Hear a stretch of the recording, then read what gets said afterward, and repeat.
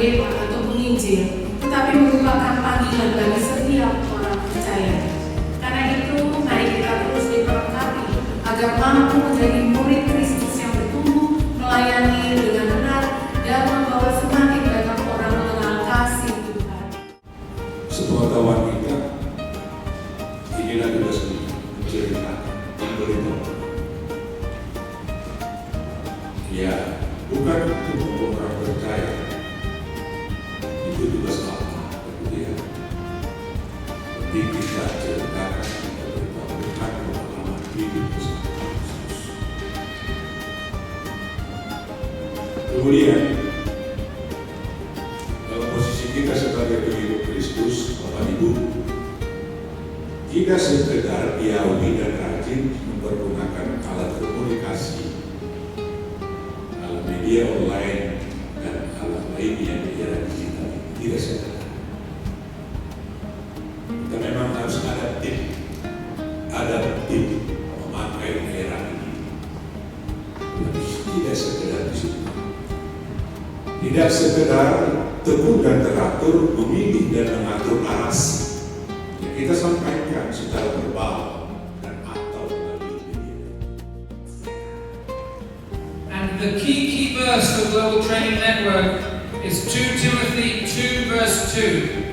Jadi ini ayat yang mendasari Global Training Network dan aktivitas mereka dari 2 Timotius 2 ayat 21. So that it's basically saying the things that you've heard from me in the presence of reliable witnesses, teach them to others or entrust them to others who will be able to teach others. Hal yang telah kamu dengar dan kemudian organisasi percayakan kepada orang yang dapat diandalkan dan juga akan menjadi memenuhi syarat untuk mengajar orang lain. Jadi di sini ditekankan bagaimana caranya supaya kita bisa tidak fokus hanya untuk materi yang baru, tapi juga fokus gimana supaya mereka bisa mengajarkan ilmu itu kepada orang-orang lain dan pendeta-pendeta baru lain. It seems to me when you explain it this kind of stuff, you smooth something like that, but how you read it, because you work in so many countries, how you deal with the system in the countries itself. Because in my imagination, like in Indonesia, it's not so easy for us to deal with the society that theoretically will be suspected as, doing Christianity. And the second one, I think this is not a good question actually. I have a question from unfaithful person. How do you manage all the costs for this one? Because when we talk about studying people, it's also related to the cost. Thank you. Jadi pertanyaan dari Abang tadi itu bagaimana sih ada tidak kendala-kendala namanya kan kalau misalnya ada pelayanan misionaris seperti ini ada di berbagai negara pastinya ada kendala-kendala mengenai sistem atau mengenai mungkin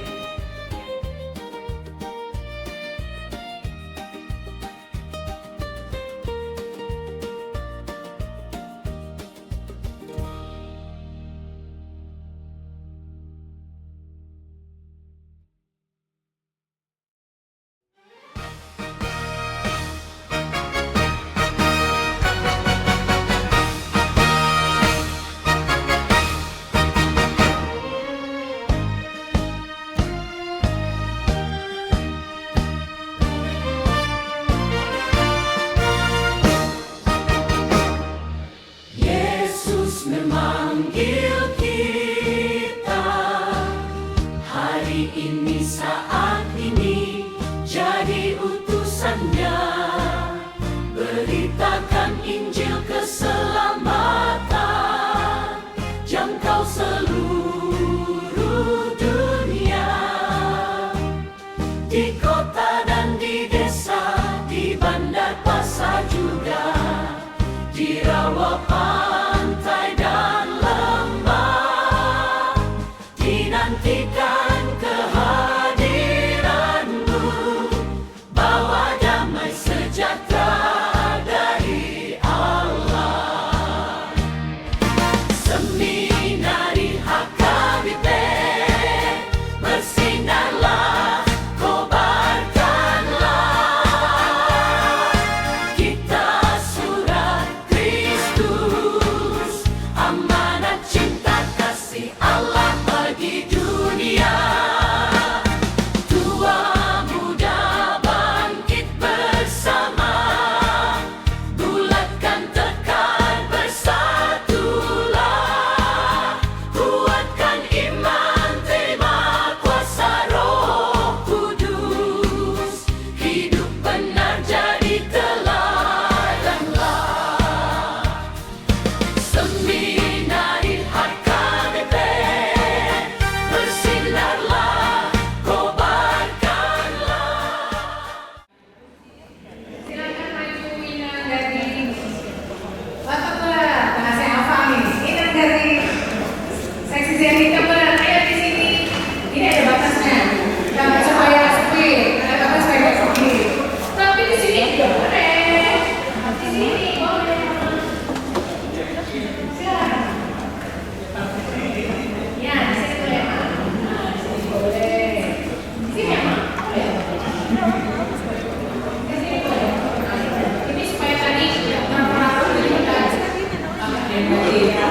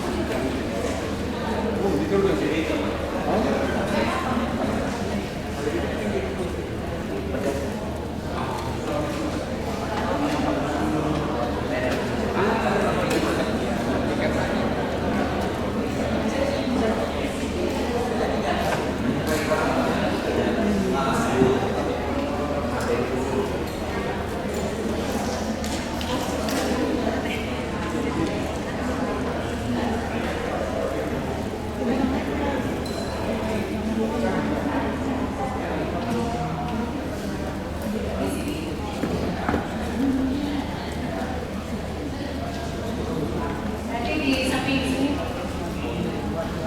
Karena ini dirapiin supaya nggak terlalu ujung.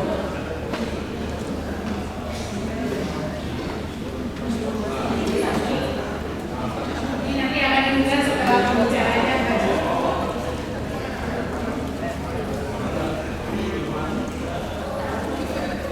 Amang Inang, kita sebelum memulai acara kita akan saling berkenalan dulu ya. Kita akan menyanyi lagu, sudah siap adik kita bermusik. Hari ini gue rasa bahagia dan pasti punya hafal semua, oke? Dan saya undang untuk bangkit berdiri ya, bangkit berdiri. Silakan. Mari kita nyanyikan ini lagu terus mana?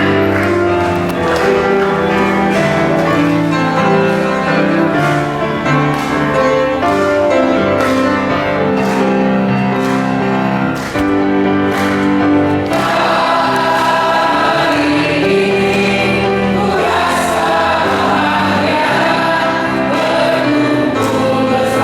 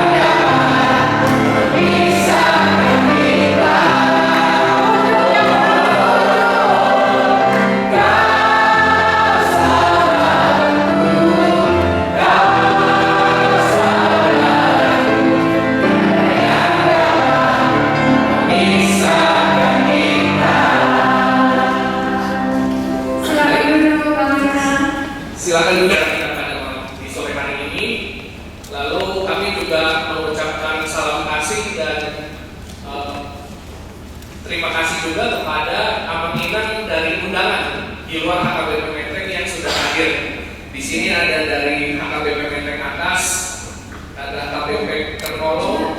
Supaya seru gitu biar tahu posisinya ada di mana ini. Oh iya. HKBP Menteng atas ada. Kita kasih semangat buat Dari HKBP Kertolo. dari Kenolong. Belum hadir. Oh, belum hadir. Sudah. Masih macet. Jaraknya jauh. HKBP Kebayoran Baru. Udah datang ini tadi. Kayaknya tadi sama ini, namanya ada. Oh belum ya? Oh, oke, masih menunggu. HKBP Kebayoran Selatan. Kebayoran Selatan, oke, 4 orang. Masih semangat dong, 4 orang yang ada di sini. HKBP Menteng Lama. Menteng Lama. Masih Oh, OTW. OTW. HKBP Sudirman.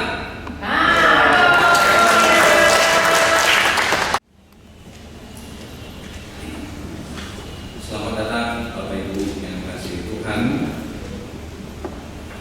dari 21 gereja yang telah hadir di gereja, yang telah mendaftar. Selamat datang juga untuk Rev Richards dan keluarga dari tim Global Training Network, Preses, Kemudian dan Inang,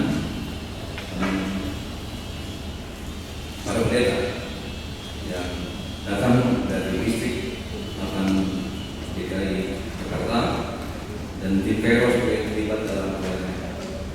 Secara khusus jemaat HKBP Menteng, kita akan masuk dalam ibadah. Mari beri tempat di dalam Tuhan untuk kita boleh sama-sama memuji Tuhan. Kita bernyanyi Yesus menginginkan kami.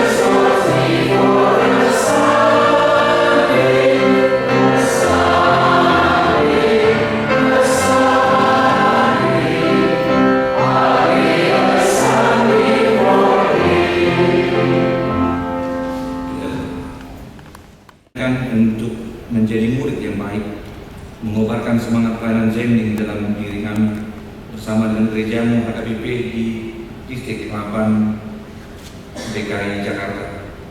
Ya Tuhan, berkatilah narasumber kami, Rev Richard Walsh dari Global Training Network dan Bapak Preses dan Pemanguluan kami untuk bersama-sama dengan panitia dalam pengembangan pelayanan yang dipersiapkan oleh Tuhan, dan kami boleh menjadi berkat dari apa yang Tuhan telah kerjakan.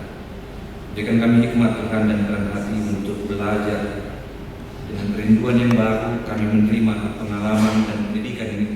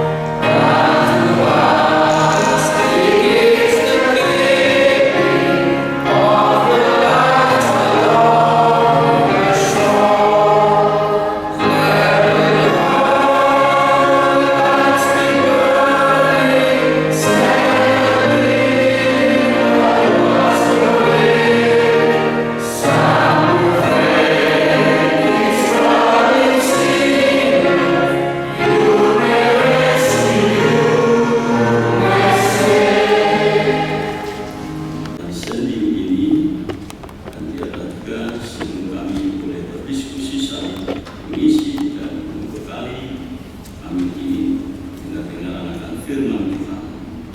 Dalam Kristus Yesus kami berdoa. Amin. Ibu Bapak dan saudara yang dikasihi Tuhan, firman Tuhan yang whatever you do, work at it with all your heart, as working for the Lord, not for human masters. Demikian firman Tuhan. Ibu Bapak dan saudara terkasih, ketika kita bicara bertemu dan berdiskusi tentang sending, kita berbicara dari apa yang disampaikan oleh Yesus sendiri didasarkan atas pengutusan dari Yesus sendiri. So when we meet and talk about sending, in understanding of Jesus' mission,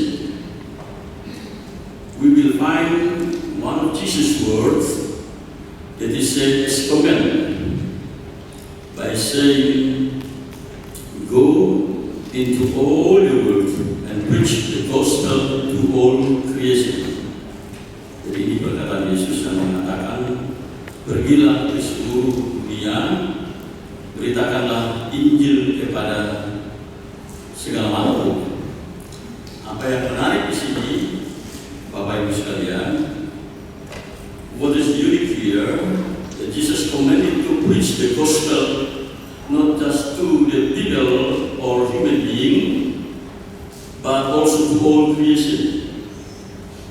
It includes the living beings and non-living beings. And this is to open our understanding to the new perspective of integrity of creation. Jadi ternyata kabar baik itu tidak hanya untuk manusia, tapi juga untuk seluruh ciptaan. But now we try to understand when Jesus commanded his disciples to preach the gospel. That command, however, not just a one-go command that is doing for only one occasion or moment. That command becomes a mission of all believers, personally and groups, as family, church, or organization.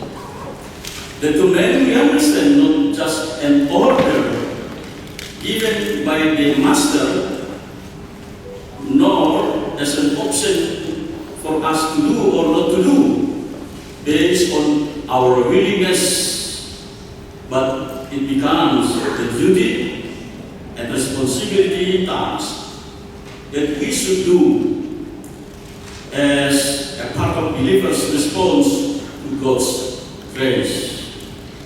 That is why Apostle Paul said, "For when I preach the gospel, I cannot boast, since I am compelled to preach. Woe to me if I do not preach the gospel." Jika aku tidak memberitakan Injil, aku tidak mempunyai alasan untuk memegahkan diri, sebab itu adalah keharusan bagi celakalah aku jika aku tidak memberitakan Injil. Dalam 1 Korintus 9 ayat 16. But we realize that it's not simply as we talk and discuss about mission in our reality, especially when mission itself confronted to the social context. It needs a commitment, consistency, passion, sacrifice, and humbleness to do. Mission is God's business, not ours. As mission itself commanded by Jesus. All the planning, filling, arrangement, organizing, and doing, and sustainability will be done and come to its end as long as we understand that we are doing God's mission. God's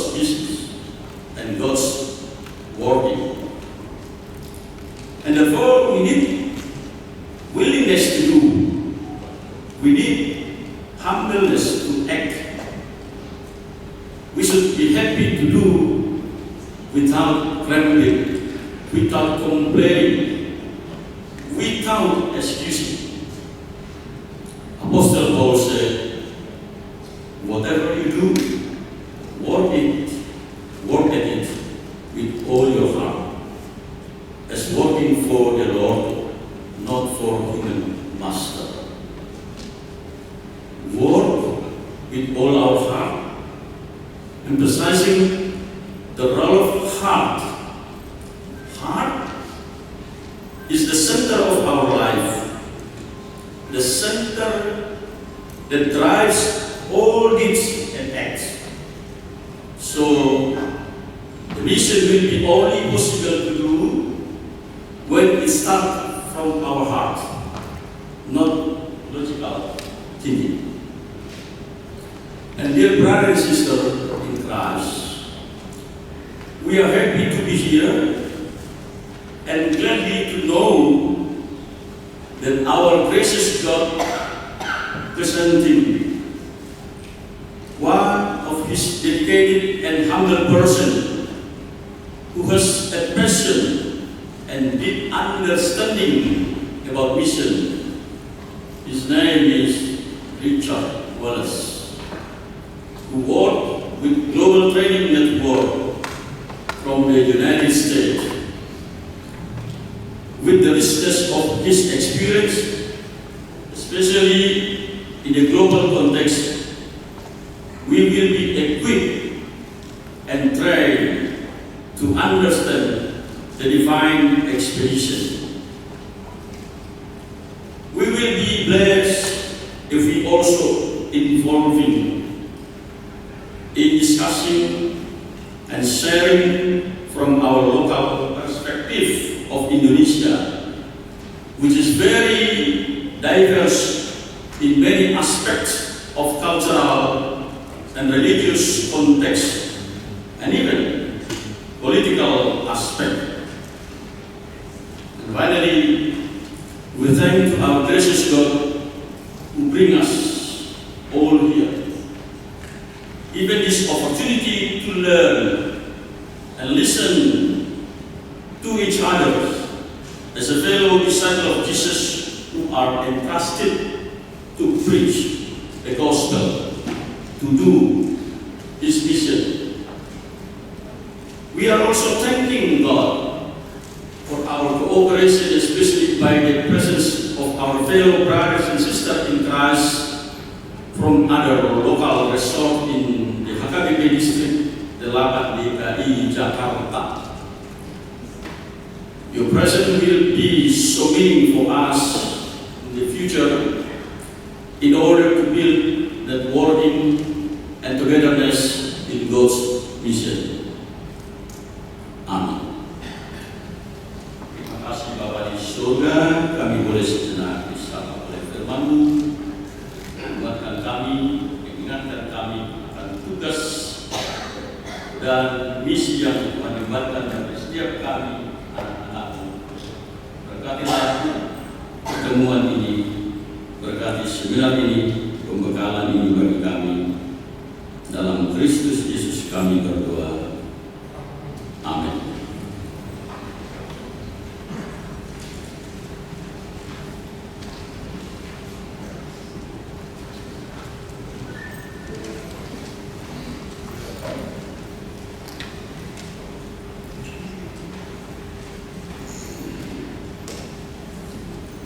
Kita akan menyanyi mengumpulkan persembahan.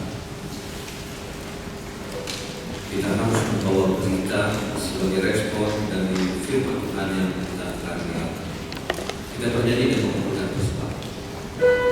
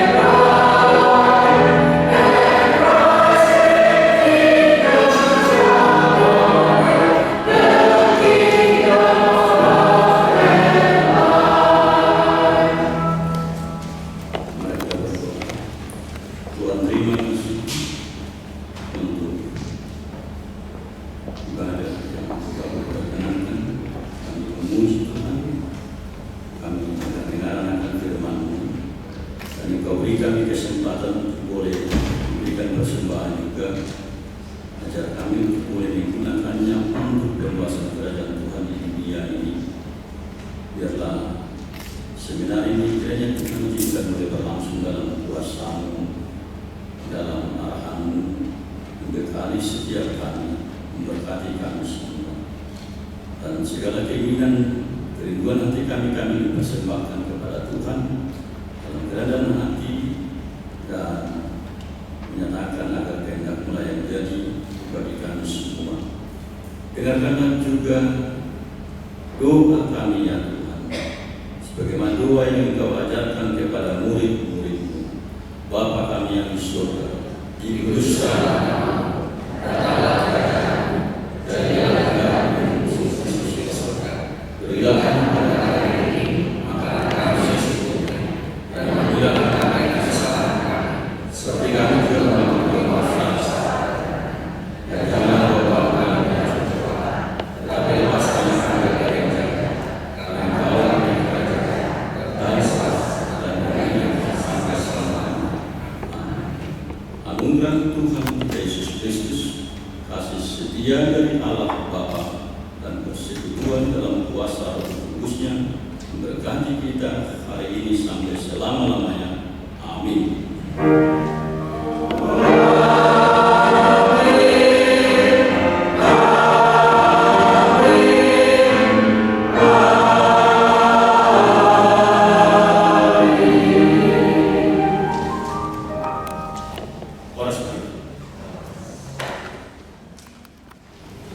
Shalom. Horas panggilan semua. Yang kami hormati, Ama Preses AKBP di sini 8 DKI Jakarta, Ama Pendeta Poluan Nainggolan beserta Inang. Yang kami hormati, Ama Pendeta Resort dan Ama Pendeta Fungsional AKBP Menteng Jalan Jambu, Mr. Richard Willis from Global Training Network. Juga untuk para pelayan gereja, pengurus kuliah, pengurus seksi Zending, serta seluruh peserta jemaat yang hadir pada hari ini yang kami kasihi di dalam nama Tuhan Yesus Kristus. Pertama-tama, mari kita mengucap syukur kepada Tuhan karena hanya karena kasih dan penyertaan-Nya kita bisa hadir di tempat ini dalam keadaan sehat. Sehingga kita semua bisa sama-sama mengikuti seminar pelatihan Zending dengan tema The Divine Expedition dan transformasi pelayanan menjadi pelaku misi multiplikasi. Atas nama sesi Zending HKBP Menteng, kami mengucapkan selamat datang kepada seluruh peserta. Kami juga menyampaikan terima kasih kepada para pendeta, pimpinan gereja, KBP Distrik 8, panitia, dan semua yang telah mendukung terselenggaranya acara ini.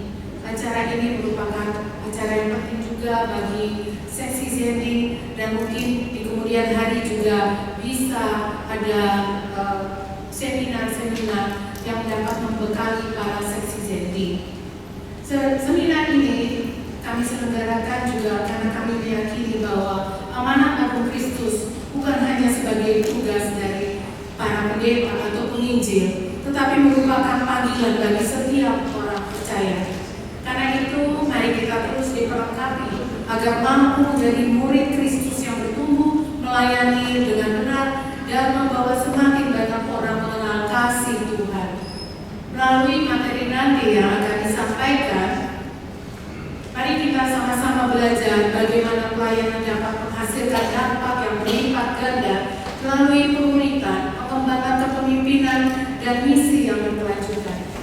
Kiranya setiap kita yang hadir di sini tidak hanya memperoleh pengetahuan saja, tetapi juga mengalami pembaharuan hati serta terdorong untuk menerapkan apa yang dipelajari, yang kita pelajari dan terima hari ini di jemaat masing-masing. Kami berharap seminar ini menjadi awal dari lahirnya lebih banyak pelayan Tuhan yang memiliki hati misi, siap melayani, membina, dan memperlengkapi orang lain sehingga Injil Kristus semakin diberitakan melalui gereja-gereja HKBP dan menjadi berkat bagi masyarakat.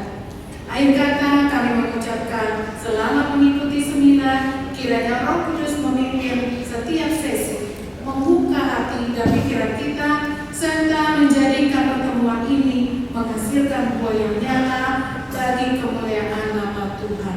Terima kasih, Tuhan Yesus memberkati kita semua. Shalom.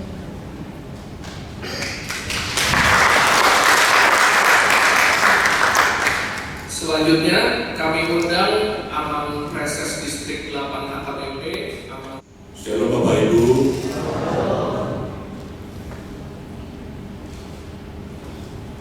Suatu kesempatan yang baik kita bertemu, mengingatkan kita akan esensi paling mendasar yang sudah kita gereja terus dalam masalah. Terima kasih kepada Menteri melalui komunikasi atau relasi dengan GTN Global Trade Network sehingga kita boleh melakukan acara ini. Terima kasih kepada semua peserta. Kita bersedia berkenan ada di sini. Saya anggap ini suatu kepedulian kita untuk perjalanan besar di kita pada bagian kita misi yang kita pernah berdasarkan kalau kita tetap mengaku sebagai gereja. Bapak Ibu, terima kasih kepada pimpinan jemaat yang dari sini, Pastor Safulan, serta Dewa, Ori, juga Pak Sumbi. Saya yakin terus mendampingi perjalanan misi di gereja kita ini.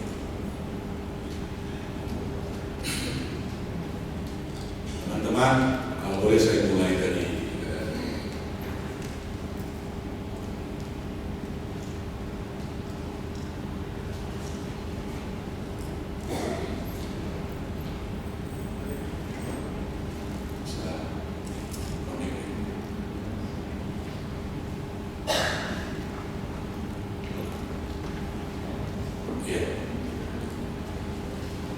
maaf kalau saya mulai dari posisi kita, our position.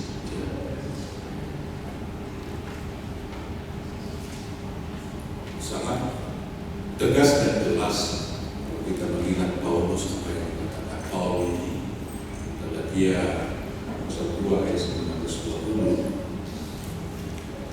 Sebab aku telah mati oleh hukum Taurat untuk hukum Taurat, supaya aku hidup untuk Allah. Aku telah disalibkan dengan Kristus. Namun aku hidup, tetapi bukan lagi aku sendiri yang hidup, melainkan Kristus yang hidup dalam aku. Dan hidupku yang kuhidupi sekarang di dalam daging adalah hidup oleh iman dalam Anak Allah yang telah mengasihi aku dan menyerahkan dirinya untuk aku. Menurut kami ini sangat penting untuk mempertegas dan jelas posisi kita sekarang di mana. Posisi kita. Sekalipun saya hidup dalam daging, tapi hidup yang kuhidupi ini adalah hidup di dalam Kristus oleh iman. Ini harus clear dulu supaya dalam langkah kita di-guide, dikendalikan oleh Kristus. Jika hidup kita ini benar-benar sadar akan hal ini dari Galatia 2 tadi, namun aku hidup tetapi bukan lagi aku sendiri yang hidup, melainkan Kristus yang hidup di dalam aku. Jika kita sadar akan hal ini, hidup oleh iman dalam Anak Allah yang telah mengasihi aku dan menyerahkan dirinya untukku,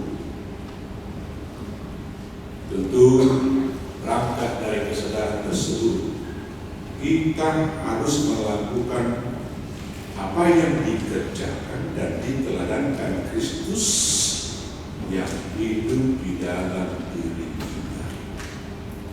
Jadi, kalau benar, saya kadang bertanya, apakah benar Kristus sudah hidup di dalam diri saya? Ini kan pertanyaan yang sangat-sangat dalam. Jika benar, ya kita harus melakukan apa yang dikerjakan dan diteladankan Kristus. Apa dan seperti apa itu? Matius 20 dikatakan di situ ada 8, sama seperti anak manusia datang, bukan untuk dilayani, melainkan untuk melayani dan untuk memberikan nyawanya menjadi tebusan bagi banyak orang. Adalah konsep tebusan bagi anak banyak orang inilah kita mengerti, itulah Injil. Itulah Injil. Harus sama seperti itu. Kalau benar Kristus di dalam kita, posisi kita sebagai pengikut Kristus, pertama, ikut serta, bahkan bertanggung jawab, terbeban, memanusiakan manusia, memposisikannya pada posisi yang benar dan utuh. Utuh. Kalau disebut utuh itu full, keseluruhan aspek hidupnya. Kemudian, kalau kita benar sebagai pengikut Kristus, kita harus menceritakan dan memberitahukan pengalaman hidup bersama dan di dalam Kristus. Bagaimana kita secara empiris, bagaimana pengalaman kita, our experience, hidup bersama dengan Kristus.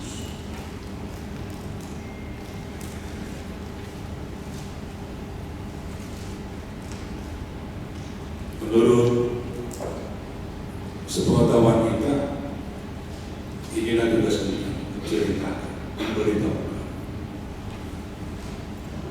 Ya, bukan untuk membuat orang percaya, itu tugas Allah, begitu ya. Penting kita ceritakan, kita beritahukan pengalaman hidup bersama Kristus. Kemudian,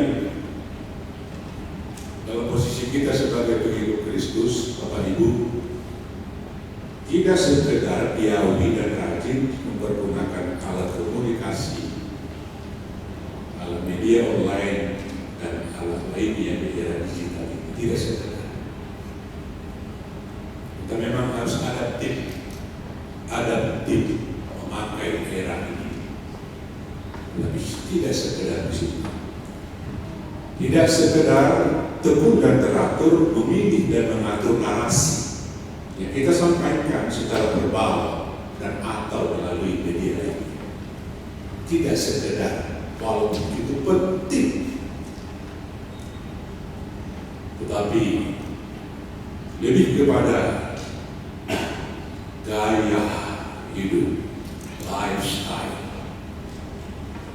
dan cara berkomunikasi yang penuh kerendahan. Membuat teman kita, saudara kita, saya katakan saudara kita, our brother, siapapun itu kan saudara kita, baik yang percaya atau tidak percaya, mereka adalah our brother. Menaruh simpati sehingga saudara kita tersebut menaruh simpati kepada kita sebagai murid Kristus. Itulah posisi kita. Sehingga kita juga harus sampai kepada kesediaan memberi diri menjadi tebusan bagi banyak orang. Saya garis bawah, kita harus menjadi redeemer, tebusan bagi banyak orang. tidak cukup, is not enough hanya berbalas. Kita harus menghadirkan diri sebagai tebusan bagi banyak orang. Arti tebusan di sini ialah di saat seseorang tidak mampu lepas dari jerat apapun yang melumpuhkan hidupnya, kita hadir menopangnya, memposisikannya pada posisi yang benar dan utuh tadi. Itu terakhir,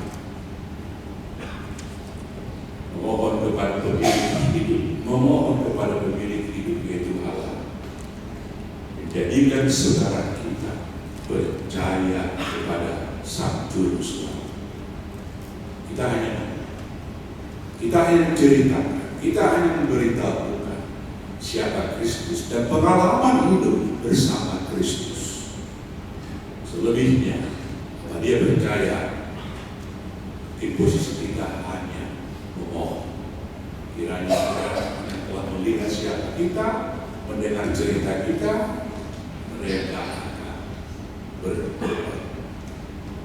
Itulah.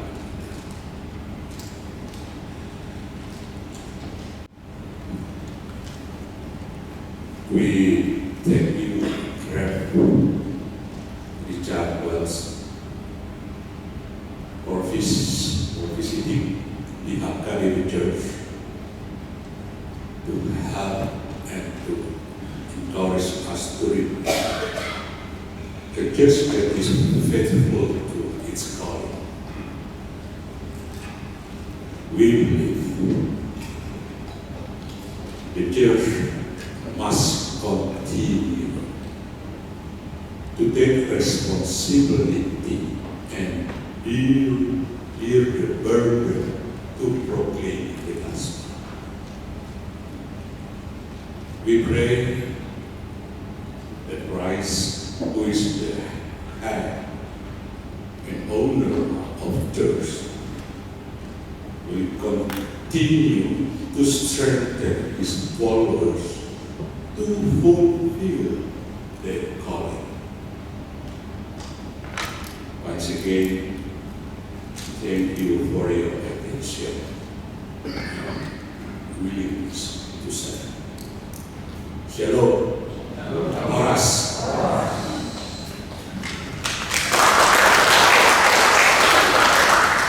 Richard Wells ini punya anak 4, dan yang paling besar dikasih marga berapa tadi karena menanggung dari Sintua Edward Nabi Hukum. Jadi keluarga besar akan berbentuk juga. Daripada anak mereka ini mereka hadir, artis dan artis, the family of Mr. Richard Wells. Beautiful wife, thank you.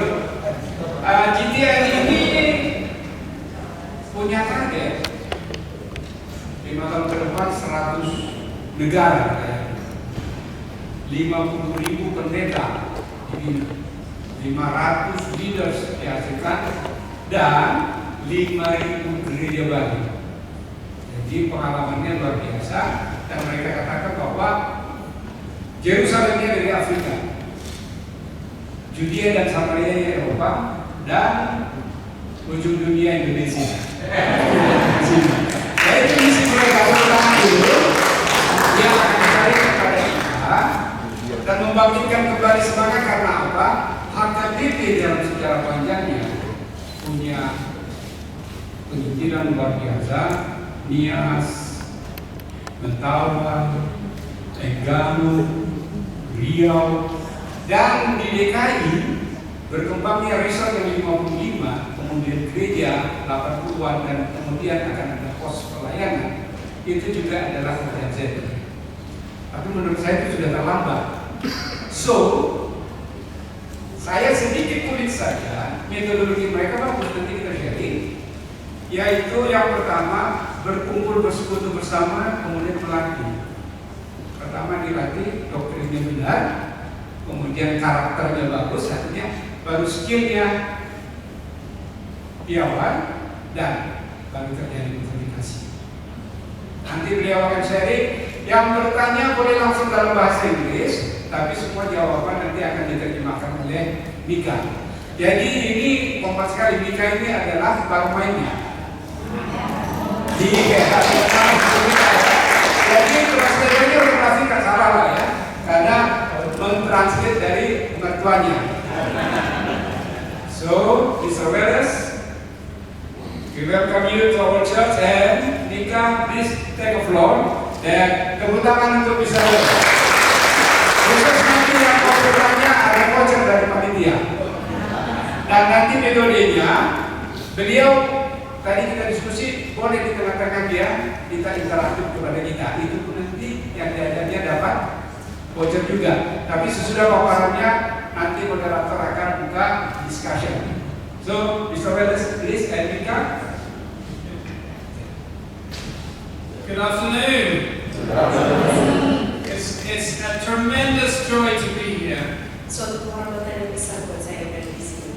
And now, since this morning, we have given our son to a Batak family. Tadi pagi baru selesai proses pengambilan marga. So I'm not just a visiting speaker. I am probably a Batak father Jadi now. dia bukan hanya dari tamu di Indonesia, tapi juga seorang Batak bisa dibilang ya. That's a great blessing, and I'm very, very excited to share the work of GTN, Global Training Network, and more specifically, the Divine Expedition, my ministry.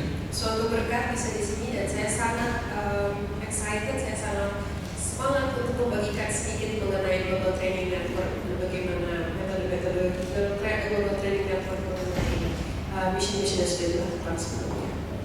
The training that we offer is 4 phases, and it takes 8 days of training. Jadi pelatihan dari Global Training Network untuk misionaris yang mereka latih itu terdiri dari 4 fase dan dapat diselesaikan dalam waktu 8 hari biasanya. And so we can't train you as much as inform you about our ministry, but hopefully share some of the passion of our ministry. Semoga bukan saja memberikan informasi mengenai metode pelatihan, tapi juga bisa memberikan semangat kembali ke pelayanan kita. So, I'm part of a ministry called Global Training Network, but within that ministry we have the Divine Expedition. Ya, jadi di sekolah sini adalah salah satu pelatih dari Global Training Network ya. Tapi di dalam Global Training Network sendiri itu ada program yang namanya Divine Expedition. My family have already been introduced, but it's lovely to have them with us. Foto keluarga sedikit tadi sudah diperkenalkan. And it was already mentioned, this is my brief story. Ini sedikit tadi juga sudah dijelaskan cerita singkatnya mengenai yang tadi sudah dijelaskan oleh Om Berman. Yerusalemnya itu di Afrika dan tidaknya itu di Eropa dan sebagainya. So we take the gospel from Jerusalem to Judea to Samaria to the ends of the earth. Iya, jadi firman-Nya itu diambil dari Yerusalem, dibawa ke Yudea, ke Samaria dan sampai ujung dunia. Dan sekarang kita bisa lihat sampai di Indonesia ya. So I was born in Uganda, spent my childhood in Kenya. Jadi Reverend Richard Paulus ini lahirnya di Uganda. Terus dia itu besar dan tumbuh di Kenya dan Fiji juga. And then my teenage years in Fiji, and then we came back to the UK. Iya, remajanya di Fiji dan setelah itu dia kembali lagi ke Inggris karena memang aslinya beliau orang Inggris. That was when my parents were Christians, but that was the time I really became on fire for God. Memang dari dulu dia sudah dibesarkan dan tumbuh dalam keluarga Kristen, tapi Reverend Richard Paulus itu jadi sangat Kristen ketika dia balik lagi ke Inggris dan sangat semangat sekali memberikan pelayanan pada saat itu. When I was 25, I moved to the Netherlands. Ketika dia berumur 25 tahun, Reverend Richard Paulus pindah ke Belanda. I studied at Tyndale Theological Seminary. Ya, jadi dia belajar di Belanda untuk mengambil sarjana teologinya. I I became involved in a church called Crossroads International Church Amsterdam. Dan dia juga membantu membangun gereja Crossroads International Church di Amsterdam lokasinya. And that had been started by a man called Dr. Linus Morris. Dan itu waktu itu ditemukan oleh dan dibantu didirikan oleh salah satu temannya Reverend Richard Paulus yang tadi disebutkan. And that's where we got a vision, my wife and I, to join Christian Associates International.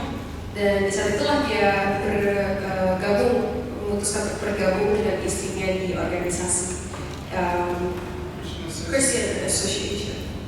And we moved to Portugal. We call this our Samaria. We went there as church planters. Dan setelah itu pindah ke Portugal, makanya disebut sama mereka untuk memulai lagi banyak pendidikan gereja di Portugal. And later in Spain we planted another church. Lalu di Spanyol juga, pendidikan gereja juga di Spanyol. And then in 2021 we moved back to the UK. Dan 2021 pindah ke Inggris. And we began working with Global Training Network. Dan disitulah mereka mulai bekerja sama dengan organisasi Global Training Network. Training Christian leaders all over the world. Dan membantu melatih banyak pemimpin-pemimpin Kristen di seluruh dunia ya, di pendeta-pendeta. But I also work locally as the minister of a small Baptist church. Tapi saat ini beliau juga bekerja sebagai pendeta gembala di salah satu gereja kecil di Inggris namanya Datchet Baptist Church. And that's a picture of us outside our small Baptist church near London. Di depan gereja mereka yang Datchet ini lokasinya dekat dengan London. So let me just introduce Global Training Network. Akan menjelaskan sedikit siapa sih Global Training Network itu. It was started by a man called Paul Madsen. Jadi didirikan oleh seorang pria bernama Paul Madsen. Paul Madsen, yeah. Paul Madsen. And he was the leader of a mega church in the US. Jadi dia ini adalah pastor mega church yang sangat terkenal ya di Amerika. And their church helped to train pastors in India. Awalnya gereja mereka ini banyak melatih pendeta-pendeta di India. And on one of the trips, he felt God said to him, "Give up your church and spend the rest of your life training Christian leaders around the world." Nah, di tengah-tengah mereka menjalani pelayanan mereka ini, mereka dapat panggilan dari Tuhan, katanya tolong memberhentikan gerejamu dan fokuslah untuk membuat pelayanan misionaris. And then he thought I would do it with a brother and two friends. Awalnya mereka cuma dua kakak beradik dan dua teman doang yang membantu untuk pelayanan misionaris ini. But the organization has grown greatly, and mainly with retired ministers who want to continue serving God globally until the end of their lives. Tapi organisasinya terus berkembang dan bertumbuh sampai akhirnya banyak sekali pendeta-pendeta lain, misionaris lain yang bergabung, yang sangat-sangat semangat untuk melayani dalam berbagai trip mission gitu ya, sampai akhirnya di ujung hidupnya. So Paul Madsen was sharing these figures that every day 77,000 people come to Christ in the world. Ya, jadi bisa dilihat sendiri ini sedikit informasi, katanya Paul Madsen pada saat itu bisa melihat bahwa 77,000 orang datang kepada Kristus setiap hari ketika masa pelayanan mereka sebagai misionaris. About 7,000 in the global north, that's countries like the States and Europe. 7.000 di daerah utara dunia, itu di daerah Eropa, daerah Amerika. But in the global south, about 70,000 people are coming to Christ. Tapi di daerah selatan lebih banyak lagi, sekitar 70.000 orang setiap harinya. And if you think of one leader leading a church of 100, we need 1,000 new pastors every single day for the global South Church.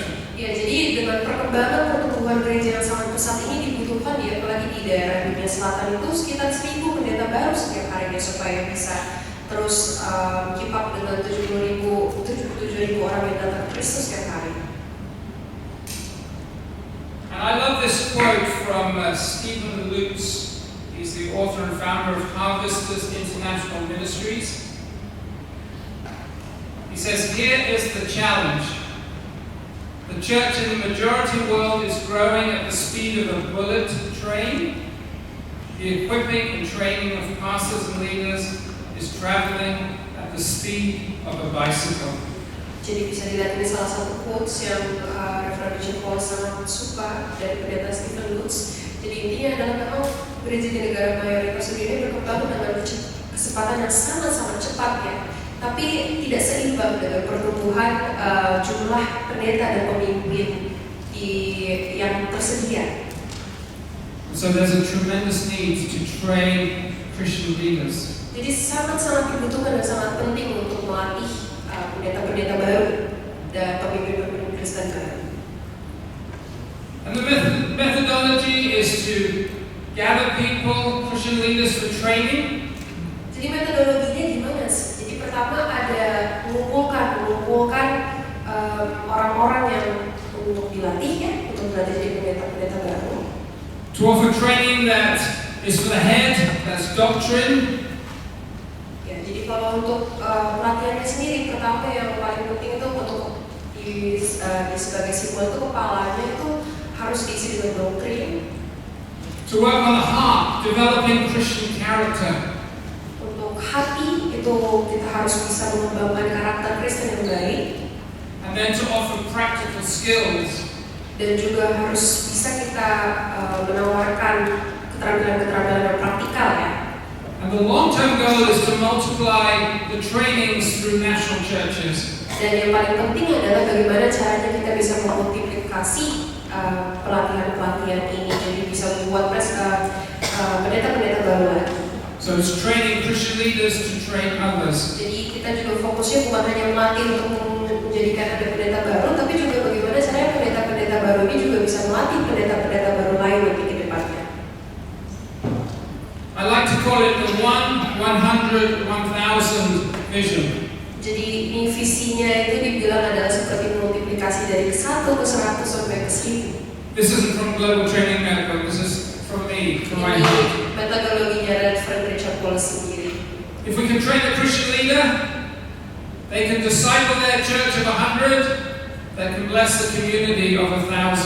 Jadi kalau kita bisa melatih satu pendeta baru, kita bisa berarti satu pendeta baru itu nantinya akan mengembalakan 100 jemaat, dan 100 jemaat itu nantinya akan memberikan dampak dan membagikan firman kepada 1000 orang di komunitas mereka. And the key verse for Global Training Network is 2 Timothy 2 verse 2. Jadi ini ayat yang mendasari Global Training Network dan aktivitas mereka dari 2 Timotius 2 ayat 21. So that it's basically saying the things that you've heard from me in the presence of reliable witnesses, teach them to others or entrust them to others who will be able to teach others. Hal yang telah kamu dengar dari kemudian dan organisasi, percayakan kepada orang yang dapat diandalkan dan juga akan menjadi memenuhi syarat untuk mengajar orang lain. Jadi di sini ditekankan bagaimana caranya supaya kita bisa tidak fokus hanya untuk melatih pendeta baru, tapi juga fokus gimana supaya mereka bisa mengajarkan ilmu itu kepada orang lain dan pendeta-pendeta baru lain. So these are some of our Ethiopian trainers. We've trained them and they are now going to train others in Ethiopia. Ini salah satu foto yang ditunjukkan dari mission trip di Ethiopia. Mereka sudah melatih orang-orang ini sebagai pendeta-pendeta baru atau pemimpin Kristen di Ethiopia, dan harapannya mereka juga bisa melatih lagi komunitas mereka di Ethiopia supaya bisa bertumbuh lagi pendeta-pendeta baru dari mereka. So this is just, I picked it off the Global Training Network site. At the moment there's 250 staff. Jadi kalau dari Global Training Network sendiri mereka ada 250 staff. They're working in 88 countries. Dan semuanya aktif di 88 negara. And in the last 20 plus years they've trained 350,000 pastors and church leaders. Dan dalam 20 tahun terakhir sudah ada 350.000 pendeta dan pemimpin yang telah dilatih oleh Global Training Network. And so their vision for 2029 ini visi Global Training Network untuk tahun 2029, jadi 4 tahun ke depan. is to be involved in 100 countries. Jadi supaya mereka bisa berada di 100 negara, pelayanan mereka aktif di 100 negara. to train an additional 50,000 pastors, untuk melatih tambahan 50.000 pendeta baru, to equip 500 indigenous leaders to work among unreached peoples, dia juga membantu 500 pemimpin-pemimpin Kristen di daerah-daerah terpencil supaya bisa membantu juga masyarakat mereka di daerah terpencil untuk mengenal Kristus dan mengenal menjadi pendeta-pendeta baru juga di komunitas mereka yang agak sedikit terpencil gitu ya.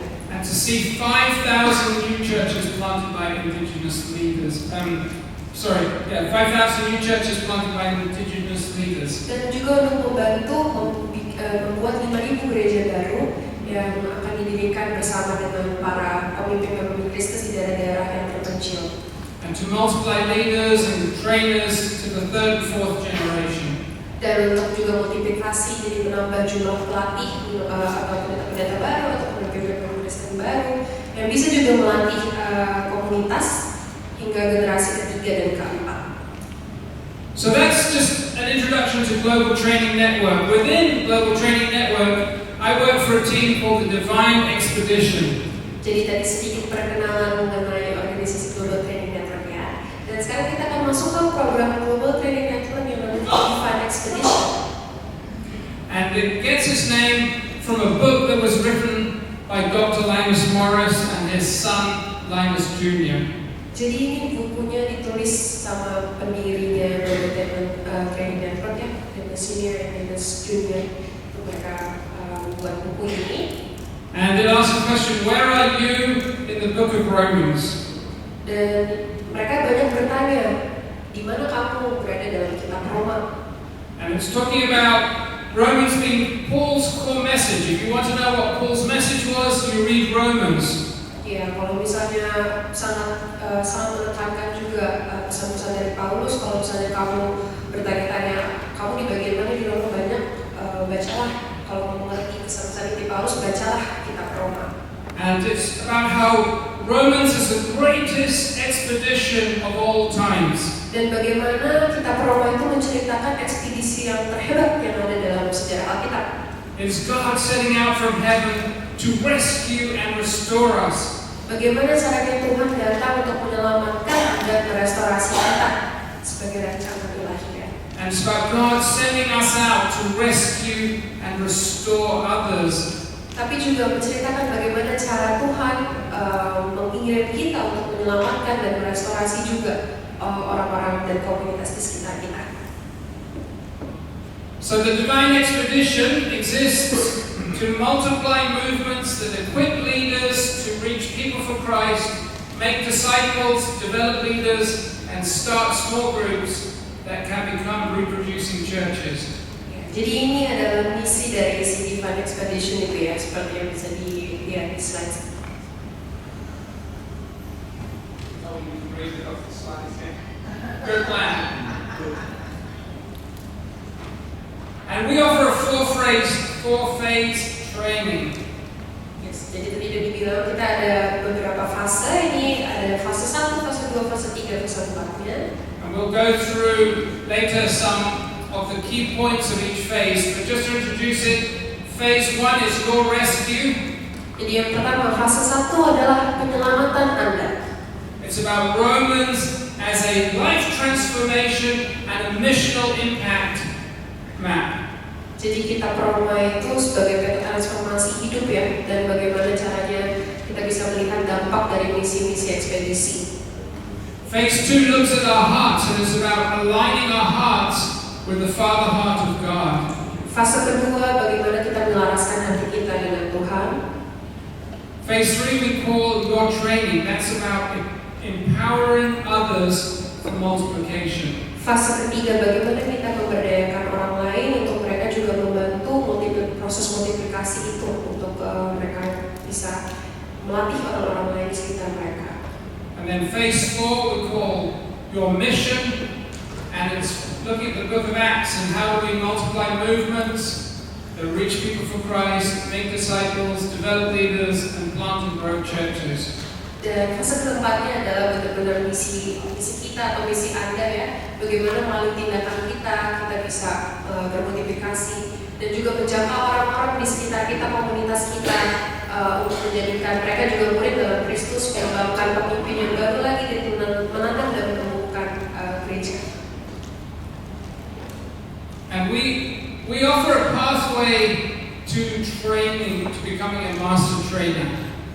Ini jadi biasanya jalur pathway mereka, bagaimana supaya mereka bisa menjadi master atau seseorang yang sangat terampil dalam melatih orang-orang menjadi misionaris seperti menjadi pendeta-pendeta baru atau pemimpin Kristen yang baru. So the first time we gather and train people, you're a participant. Ya, jadi kalau pertama itu tahapnya adalah sebagai partisipan ya, sebagai peserta. Jadi awal-awal benar-benar secara basic itu kita partisipasi dalam pelatihan. And then if we come back again and we do the phase at another location and you say I want to be a trainer, you come and you're a contributor to the training. Ya, kalau misalnya nanti setelah jadi partisipasi makin merasa aku makin mau dilatih lagi, aku pengen menjadi seorang pelatih suatu saat. Nah, itu fasenya fase kedua dan itu masuk ke jadi kita jadi seorang kontributor atau seorang pengamat. And then if you do it the third time, you become a co-presenter. Kalau udah 3 kali pernah mengikuti pelatihan atau dalam fase ini, fase yang 3 kali itu kita menjadi pembawa acara bersama. If you do it 4 times, you're a lead presenter. Kalau 4 kali, mereka juga bukan hanya partisipan, bukan hanya pembawa acara lagi, tapi menjadi presenter utama juga. And if you do all 4 phases 4 times, we qualify you as a master trainer. Ya, kalau sudah 4 kali melalui fase yang tadi disebutkan, 4 fase yang tadi disebutkan, berarti sudah menjadi pelatih utama. And then we're only supporting you to train others. Dan di saat itu sudah bisa mandiri, jadi banyak ketika mereka udah jadi pelatih utama, tandanya mereka sudah bisa melatih orang-orang di sekitar mereka, kita hanya support. Just a little map of where the Divine Expedition is. We're in many countries. Bisa dilihat ini Divine Expedition ada aktif di negara-negara yang bisa dilihat di sini. They keep forgetting to put a little dot on the UK for me. Kurang yang di Inggris ya, ada di Inggris juga. But one of the things that's very exciting, and this is just recently, this is a picture of a man called Litos. Yang paling menarik ini adalah foto seorang pria bernama Litos. He was a Brazilian man. Dia itu orang Brazil. When they did the training in Brazil, he said, I would like to become a trainer. He's just a normal person in the church. He said, I would like to become a trainer. Dia seorang jemaat dan ketika dia partisipasi di acara fase Global Talent Network ini di fase 1, dia datang dan berkata, ya aku mau jadi trainer juga. And he worked very hard and even learned English, so it would be easy for us to communicate with him. Ya, dan dia belajar sangat keras, bahkan belajar bahasa Inggris juga supaya dia bisa lebih lancar mengikuti pelatihan-pelatihannya. And not only is he training many people throughout Brazil, dan saat ini dia nggak hanya bisa melatih banyak orang di Brazil. he's been taking the Divine Expedition to Argentina. Dia sekarang sudah membawa program Divine Expedition ini juga ke negara lain, Argentina. And then he's taken it, this is a picture of Mozambique. Dan ini sekarang ada foto ini dia melatih di Mozambik. And then they're hoping to go to Angola, which is also Portuguese speaking. Dan suatu saat nanti plannya adalah supaya mereka juga bisa ke Angola, melatih orang-orang komunitas di Angola. And then this is a picture I recently got from Pastor Rabin in Nepal. Nah, ini foto dari Pastor Rabin, ini berasal dari pelatihan mereka di Nepal. He tells me he's actually been many times to Indonesia to do mission, I think in Java. Dan dia juga, pastor ini katanya sudah sering juga ke Indonesia, melakukan banyak mission tripnya di Jawa, Pulau Jawa. But he's training many Christian leaders in Nepal. Tapi dia fokus pelatihan ke Divine Expedition ini di Nepal. And they're trying to take it across the border into countries like Tibet. Dan mereka sekarang lagi berusaha untuk membangun lagi supaya bisa sampai ke negara seperti Tibet.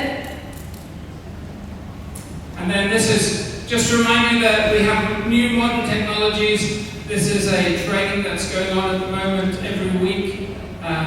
It's a Spanish training led by Jane on Zoom involving leaders from Guatemala and some other Spanish-speaking countries. Dan ada beberapa juga pelatihan yang dilakukan online. Ini pelatihan dalam bahasa Spanyol untuk negara-negara di Guatemala, yang negara-negara yang berbahasa Spanyol ya. And this is something that's for me very exciting and also makes it even more exciting to be here in Indonesia. Dan ini adalah salah satu topik yang menurut saya menarik dan paling penting untuk dibicarakan ya. Is we are seeing more and more that God is using the Divine Expedition to train Christian leaders, support them in Muslim majority communities. Apakah sekarang waktunya Global Training Network juga makin aktif dalam melatih pemimpin baru melalui Divine Expedition di negara-negara yang bermayoritas Muslim?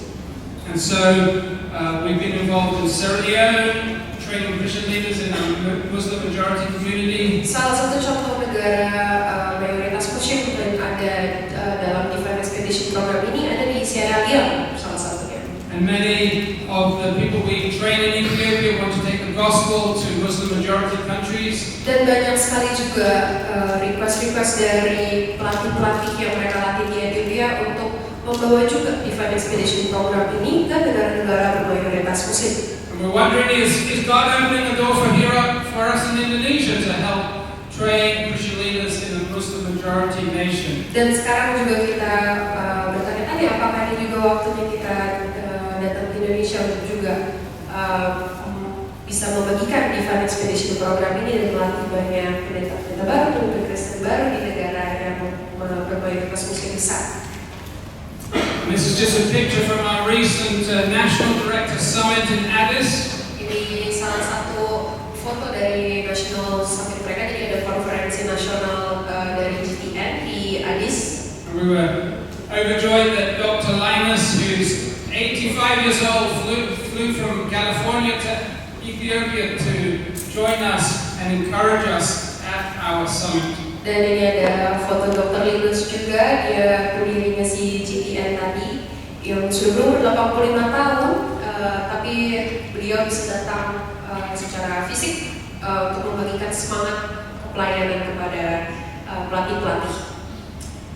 So that's an introduction to Global Training Network, to the Divine Expedition. Before we go forward to sort of introduce you to the 4 phases of training, are there any general questions about Global Training Network or the Divine Expedition? Tadi sudah dijelaskan mengenai informasi secara umum mengenai Global Training Network dan juga Divine Expedition program yang mereka punya. Sebelum kita masuk lebih dalam mengenai fase-fase dan metodologi lebih lanjut, adakah pertanyaan umum tentang pelatihan dengan Global Training Network atau mengenai Divine Expedition sendiri? We want to make it interactive. Ya, kita ingin membuatnya lebih interaktif. Jadi kalau ada pertanyaan, silahkan bisa angkat dan langsung kita akan menjawab. Ada vouchernya dulu ya. Nama dan gereja mana? Oh, jadi kita kasih kesempatan pertama Princess ya.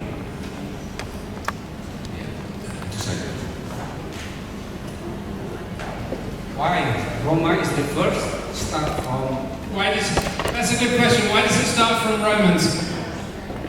I think it starts from Romans because Linus Morris, he is an evangelist, and he has led many people to Christ since his conversion as a young, as a student in the Jesus movement, and he's led lots of people, and he feels like Romans is the core message about the gospel.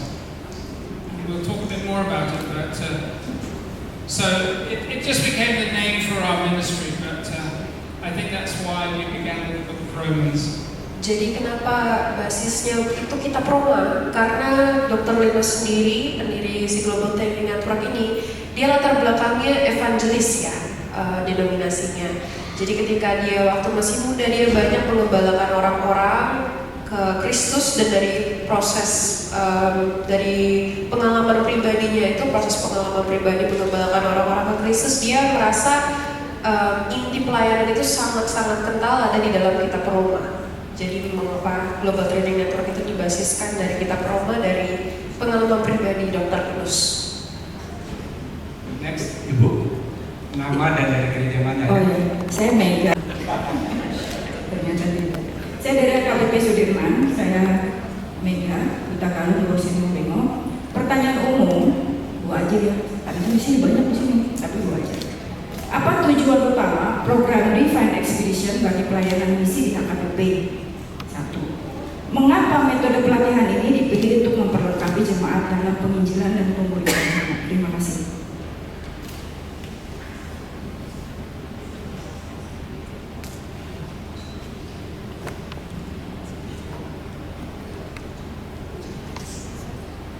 Mohon maaf, pertanyaan keduanya boleh diulang sekali lagi? Ya, saya perlambat ya. Mengapa metode pelatihan ini dipilih? Ya kan kita lagi sekarang ini ya dipilih ya maintain lah di sama memproses. Dipilih untuk memperlengkapi jemaat dalam penginjilan dan pemuritan.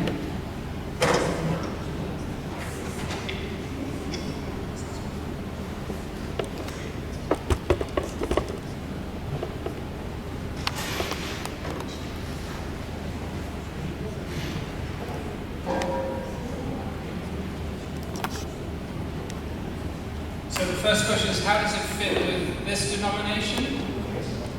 Bagaimana cara? Jadi yang pertanyaan pertama mungkin kalau bisa disingkatkan bagaimana metode ini, bagaimana Global Trinidad Court itu bisa ini ya relatable atau bisa diaplikasikan ke dalam gereja kita? I think it fits because it's really about the gospel, and that's the same in every culture. You know, this is the gospel of Jesus Christ. How does it rescue us? How does it transform us? How does it send us to help God in His divine mission to rescue and restore others? Yang paling utama adalah kecocokan secara basisnya adalah kecocokan bahwa ini memang berasal dari firman Tuhan, pada akhirnya bisa kita aplikasikan juga ke gereja kita karena memang berdasarkan dari gospel atau dari firman Tuhan itu sendiri yang memang mengajarkan kita untuk ya memberitakan kabar baik, memberitakan Injil. Jadi dari sisi situ Reverend Richard Wallace menilai value-nya cocok ya, harusnya align dengan gereja kita. Apakah menjawab pertanyaan Inang atau ada pertanyaan lanjutan? Nomor 2. Itu tadi nomor 1 yang tadi dijawab. He's going to explain the second question. He's already joined the divine expedition. Yang nomor 2, Inang, kita belum melakukan kerjasama pelatihan. Iya, ini baru perkenalan. Kalau nanti cocok, apakah TUT-nya mereka bagus, baru kita bicarakan ya. Jadi saya jawab. Sekarang kesempatan kamu muluan dulu. Sama muluan dulu dari urutan. He's got the microphone. Ya. Firstly,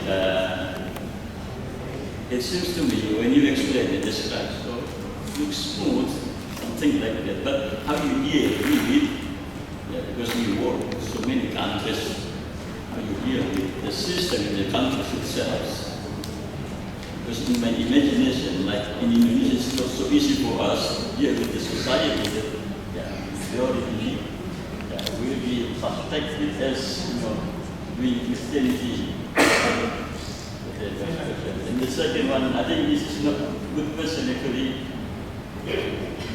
Like a question from unfaithful person. How do you manage all the costs for this one? Because when we talk about sending people, it's also related to the cost. Thank you. Jadi pertanyaan dari Amang tadi itu bagaimana sih, ada tidak kendala-kendala, namanya kan kalau misalnya ada pelayanan misionaris seperti ini ada di berbagai negara, pastinya ada kendala-kendala mengenai sistem atau mengenai mungkin ya mengenai regulasi mungkin juga. Jadi apakah kendala-kendala seperti itu apakah ada dihadapi dan bagaimana cara penanggulangannya? Itu tadi pertanyaan pertama. Dan pertanyaan kedua penting juga memang ini banyak mengenai biaya, karena kan memang kalau proses misionaris pelayanan seperti ini ekspedisi ya, shalom. I'm from HKBP HKBP Kunjuru di Jakarta Barat. Nice to meet you. I'm glad to hear your explanation about the expedition, Christian expedition. Jadi pertanyaan saya begini, Amang. Sampai sejauh ini, apakah secara organisasi sudah ditetapkan?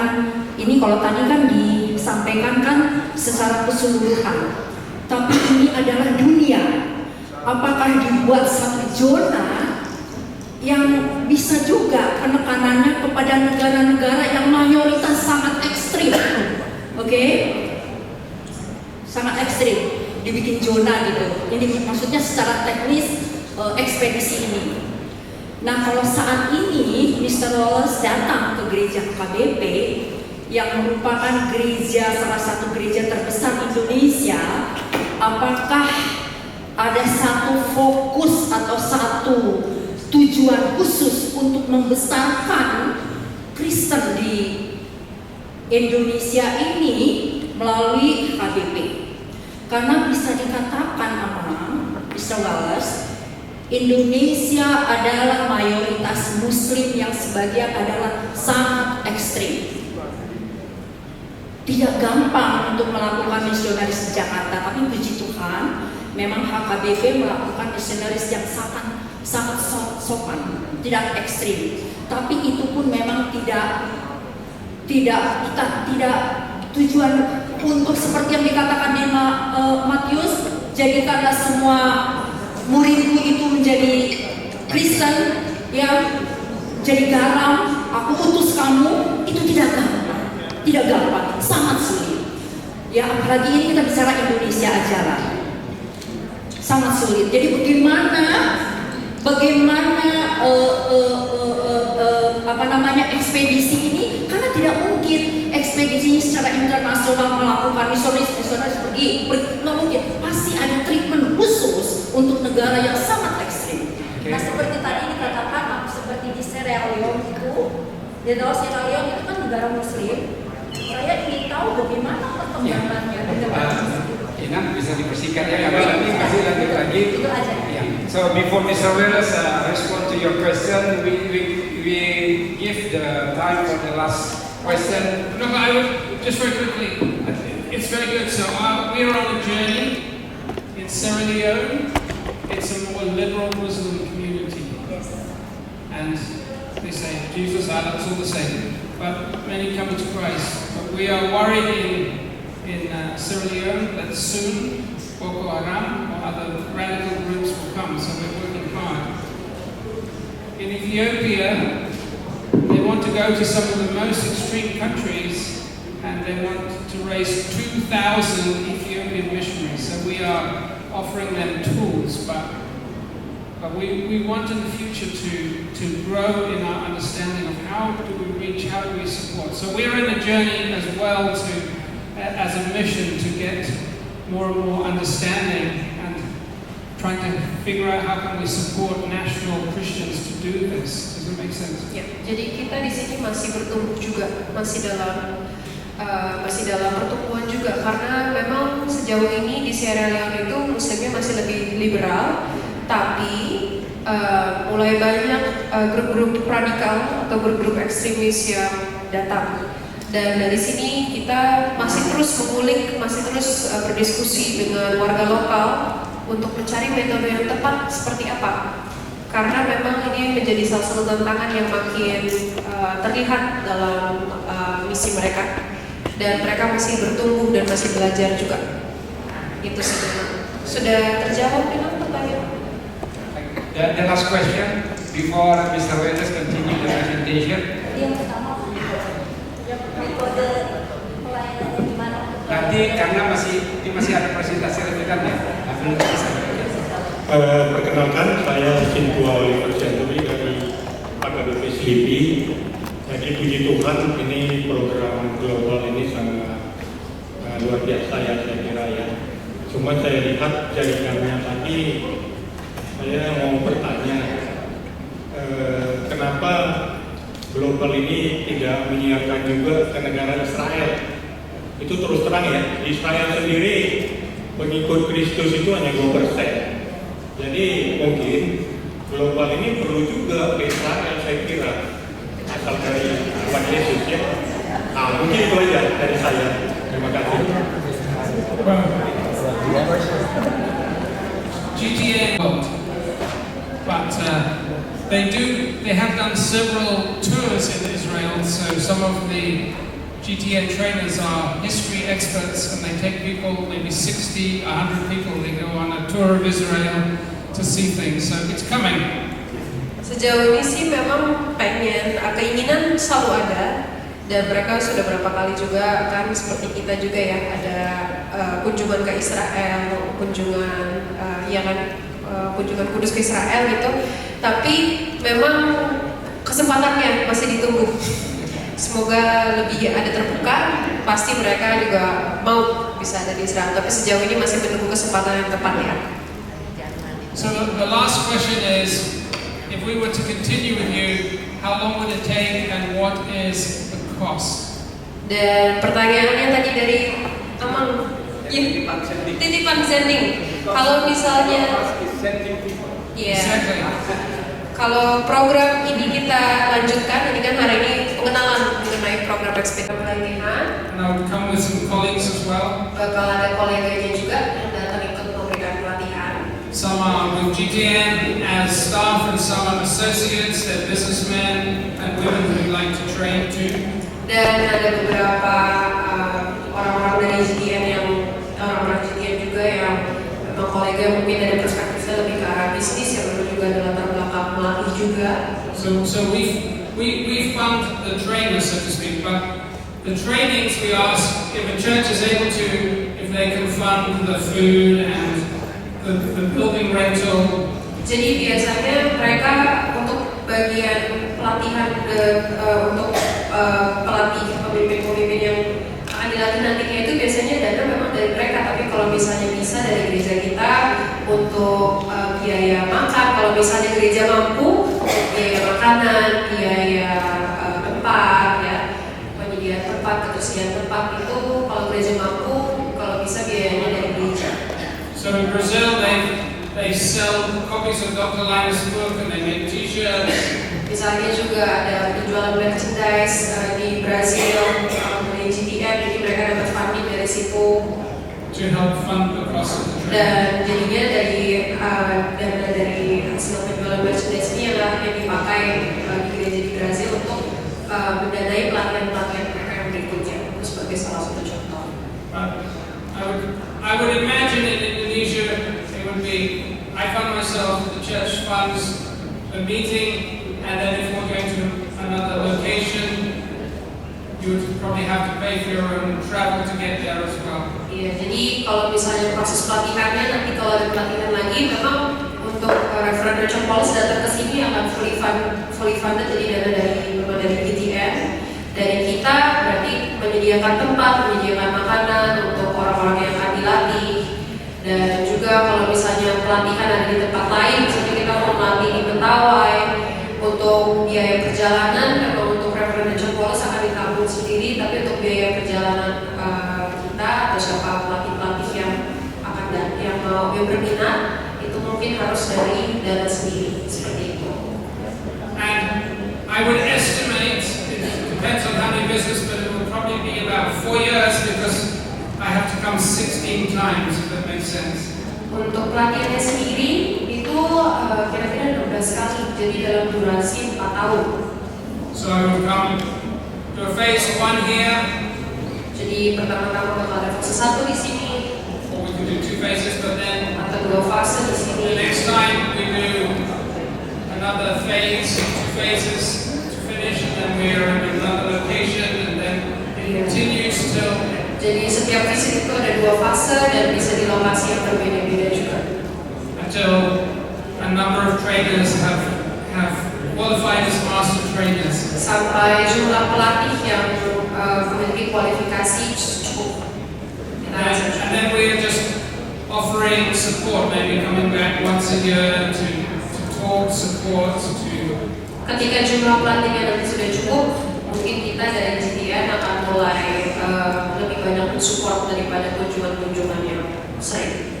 And so we're very adaptable as an organization. Tapi sejauh ini organisasi kita sangat fleksibel dan menyesuaikan dengan keadaan gereja masing-masing.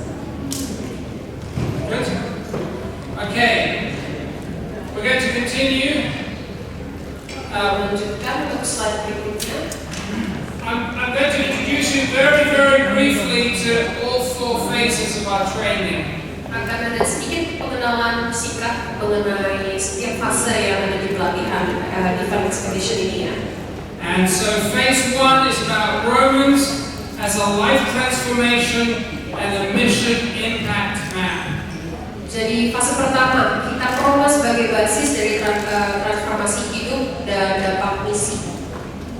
This is actually a picture of my village in England from the sky. Ini foto kampung halamannya Reverend Richard Wallace di Inggris.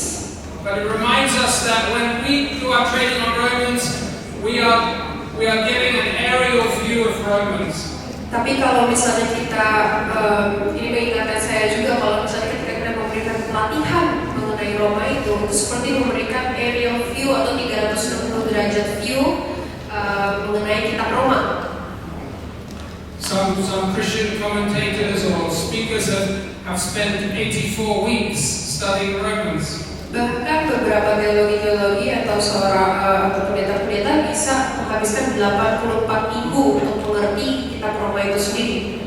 And something very important that we do right at the beginning, and it comes up through all of our training, is we give them what we call the Romans map. Ini peta Romawi, ini salah satu hal yang ditunjukkan pertama kali ketika mereka memulai pelatihan mereka ya. And we draw 4 squares. Ada 4 kotak. And then we emphasize that as we draw 4 squares in the middle, we have the cross. Dan ketika ada di 4 kotak itu, 4 kotak itu tergambar, di tengah-tengahnya bisa dilihat ada salib. And so Jesus and his cross is central to Romans. Jadi simbol dari, salib itu simbol bahwa Tuhan Yesus itu adalah ada di tengah-tengah pelayanan mereka. And so Romans 1-4 is about Jesus coming to rescue us. Roma 1-4 itu mengenai penyelamatan Tuhan Yesus. Tuhan Yesus datang untuk menyelamatkan kita. And then 5-8 is about Jesus coming to restore us. Roma 5-8 mengenai restorasi. We call that process life transformation. Dan itu juga yang dibilang transformasi hidup, proses transformasi hidup. And then we move down. Dan kita mau ke bawah. And 9-12 is about becoming a rescuer of others. Roma 9-12 itu mengenai menjadi penyelamat untuk orang-orang di sekitar kita atau untuk orang-orang lain. And then 13-15 is about a restorer of others. Roma 13-15 itu kita sebagai pemulih bagi orang-orang lain atau orang-orang di sekitar. And then we get back to Romans 16 in the middle. That's about being a reproducer. Dan kita kembali ke Roma 16. Jadi bagaimana kita mereproduksi atau kita memultiplikasi ya orang-orang yang bisa melayani. So it's a structured way to help people understand the book of Romans. Ini cara yang terstruktur untuk bisa mengerti kitab Roma.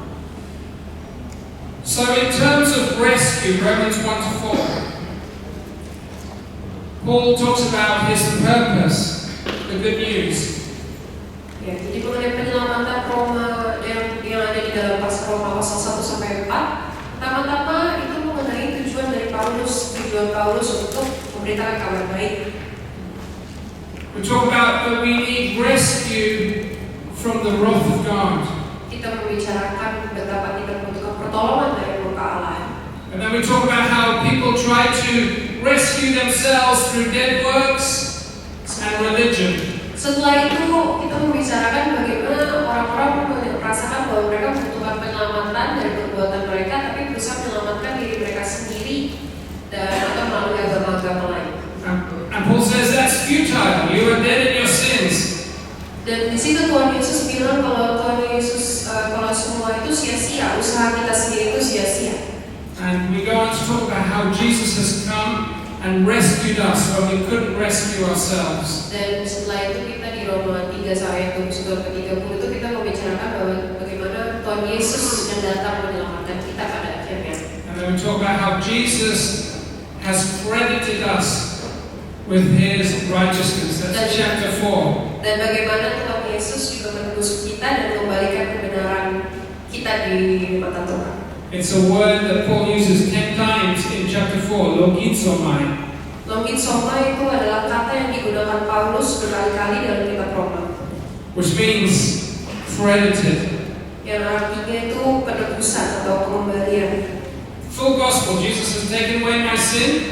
Jadi benar-benar secara firman Tuhan, Tuhan Yesus telah menghapus dosa-dosa kita. And through faith, He has credited me with His righteousness. Melalui iman, Dia menghapus dosa-dosa kita melalui kebenaran dirinya sendiri. And we try to offer a lot of stories as we teach this.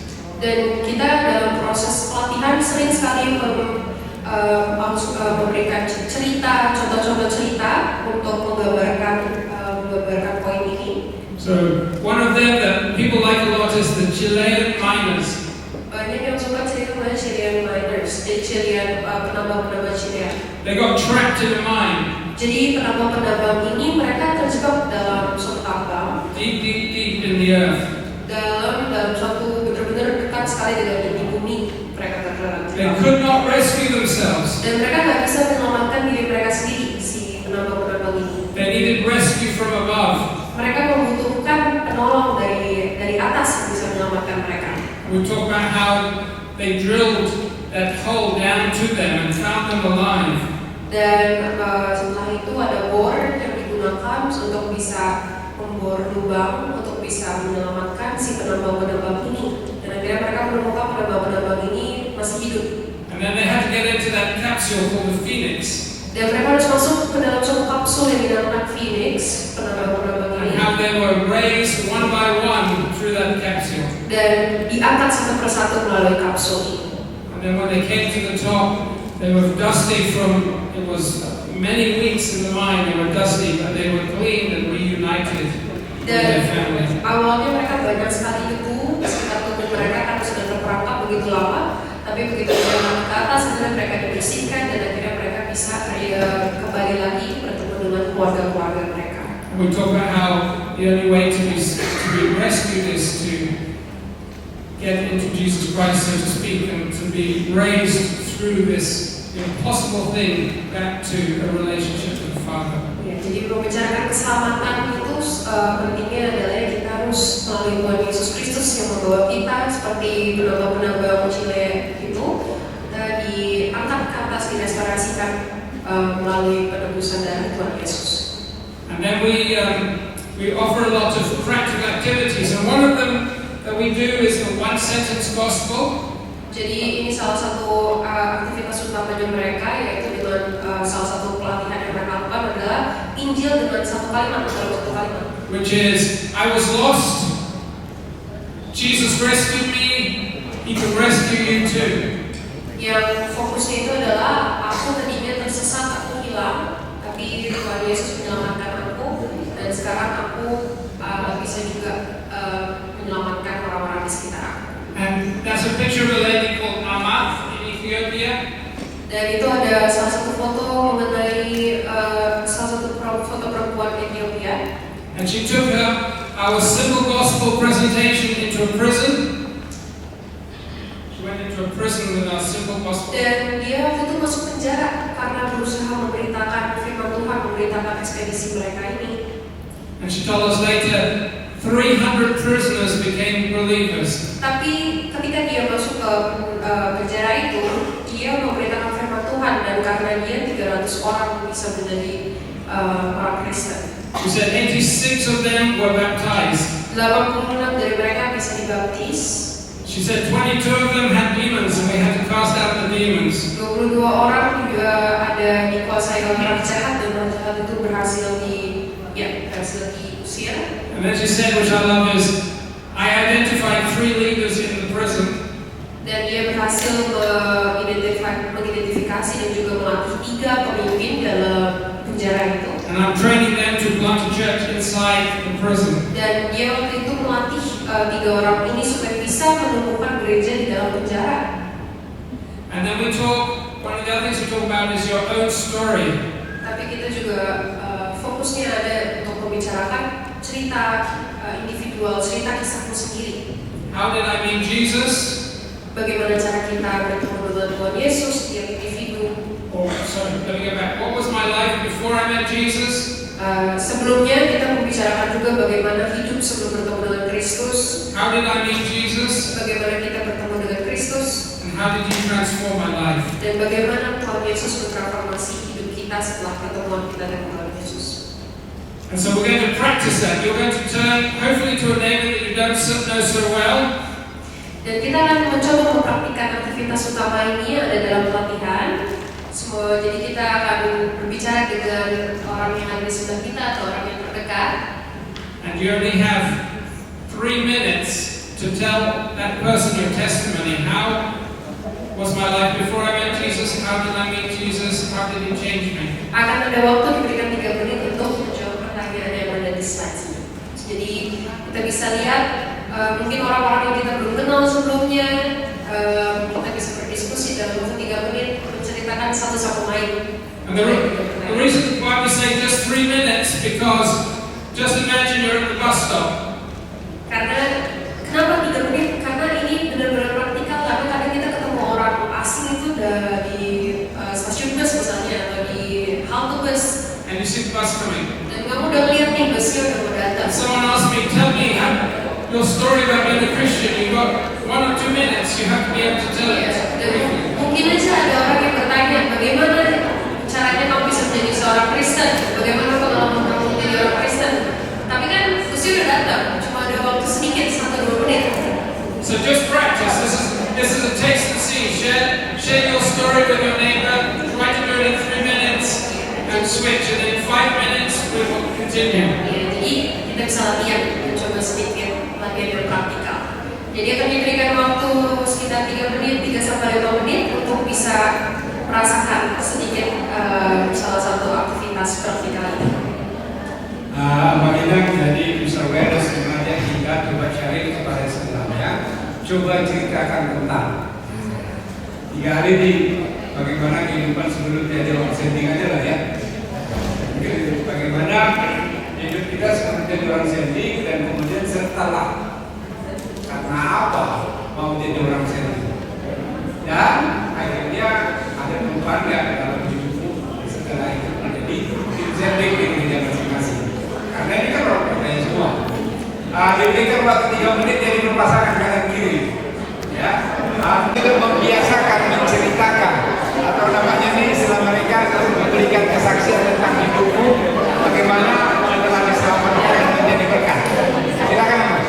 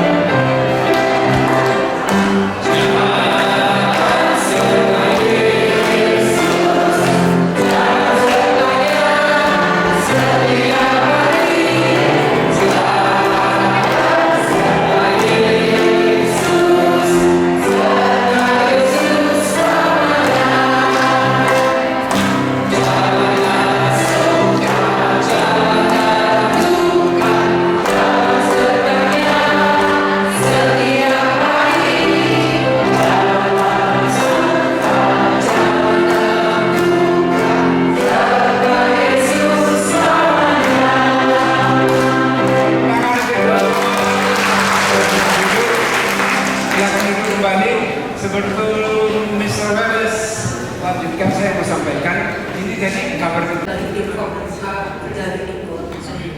And then when everybody's finished, you have 3 minutes, we say, who here heard a very good story? Dan biasanya setelah selesai langsung ditanyakan, ada nggak yang mendengar kisah yang sangat bagus yang ingin dibagikan? Someone says, oh, my friend here, he had such an amazing testimony. Dan biasanya ada yang katakan, oh iya, saya mendengar nih dari salah satu orang yang saya ajak ngomong tadi, ceritanya sangat menakjubkan. So we say, would you be willing in 3 minutes to share your story with? Dan biasanya langsung ditanyakan, bisa nggak, ayo share di depan ke kita tadi cerita yang kamu dengar seperti apa yang kamu akan menakjubkan. Jadi seperti itu kira-kira aktivitas yang dilakukan dalam pelatihan. And then when we finish this, we ask people to go home or to a friend and share the simple gospel in their story. Biasanya setelah pelatihan ini juga kita ajak orang-orang yang sudah dilatih untuk coba praktekkan ini di dunia nyata dengan teman kamu atau dengan keluarga kamu.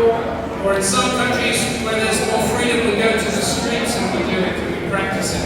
Atau di negara-negara yang memang membolehkan dan tidak ada yang aman, biasanya kita juga minta mereka yang coba ke jalan, bagikan ke orang asing cerita kehidupan kamu, perjalanan kamu, atau cerita-cerita menakjubkan yang kamu dengar dari pelatihan mengenai Tuhan Yesus.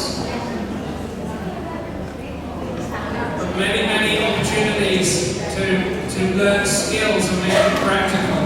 Banyak kesempatan untuk mengasah keterampilan yang praktikal.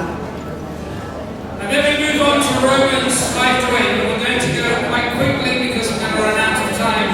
Fase kedua, restorasi Roma pasal 5-8. Kita akan agak sedikit cepat pace-nya, temponya, karena memang kita sudah mulai telat juga, jadi akan sedikit lebih cepat ya. And in this section, Paul mentions 9 spiritually transforming treasures. Di sini ada Section 9, but we add another one in a second. ada fokusnya ada 9 harta karun yang mengubah hidup secara rohani. Tadinya 9, tapi ada penambahan 1, jadi sekarang 10 harta karun. And then we talk about the laws that lock these treasures. That's chapter 7. Setelah itu di pasal 7 kita membicarakan 3 hukum yang menghalangi harta karun ini. And so that's the law of the law of Moses is the first one. Salah satunya hukum dari pusat. The law of my mind. Hukum yang kita punya dari otak kita atau dari pikiran kita. The law of sin and death. Dan salah satunya juga hukum mengenai dosa dan kematian. And then Paul offers us a fourth law. He talks about the law of the Spirit that gives life. Dan Paulus juga membicarakan hukum keempat, hukum mengenai The Spirit, the Holy Spirit that gives life. mengenai Roh Kudus yang memberikan kehidupan. We'll talk about the way more that Paul talks about in Romans. He says even more we have the Spirit that gives life. Dan lebih banyak lagi di Roma membahas mengenai Roh Kudus dan hukum Roh Kudus yang memberikan. And Romans 8 has all these ways that the Spirit gives us life. Dan Roma pasal 8 banyak membicarakan bagaimana Roh Kudus memberikan kita hidup. The Spirit helping us to know God as Father. The Spirit helping us to pray. Roh Kudus yang membuat kita mengenal Tuhan lebih jauh. Roh Kudus yang membuat kita lebih rajin berdoa. So that's the restorers. Then we go on in our training to look at restorers. Dan fase ketiga itu restorasi untuk bagaimana kita menjadi pemulih ya. And we look at Paul's 10 rescue aids. Jadi kita melihat 10 bantuan atau alat bantuan yang membantu penyelamatan, kasus penyelamatan. One of the ones that really gets me is that Paul was so passionate to share the gospel that he said, if I could give it up so that the Jews would become believers, I would do that. Paul says, I so want my Jewish brothers to become Christians. If I could lose my salvation and go to hell if it meant their salvation, I would do that. That was his driving force to share the gospel. Jadi Paulus itu sangat semangat memberitakan firman Tuhan sampai momennya dia mengatakan bahwa kalau aku harus kehilangan keselamatan aku, tapi tandanya aku bisa membawa saudara-saudaraku yang Yahudi ini memberikan keselamatan bagi mereka, aku akan memberikan keselamatanku dengan gantinya mereka yang memperoleh keselamatan itu. And then we share 4 worlds plus 1. That's getting people to think about who could I share my faith with in my family, in my friendships, in my work, a neighbor or somebody in the marketplace. Jadi membahas juga salah satu aktivitasnya itu 4 dunia bersatu, itu membahas bagaimana siapa orang yang ada di keluarga aku yang bisa aku bagikan Injil itu. Jadi pertama ada di keluarga, kedua ada di antara teman-teman, ketiga ada di antara tempat kerja. And then it's family, friends, neighbors, workplace. Tetangga. And then the plus 1 is strangers, because suddenly we meet a stranger, we can share the gospel. Dan plus 1-nya itu orang-orang kita nggak kenal sebelumnya, orang-orang asing yang belum kita pernah bicara, kita kenal sebelumnya. And then we work on learning about, it's called the rescue cards. Dan kita juga ada salah satu aktivitas atau pengenalan kartu penyelamatan.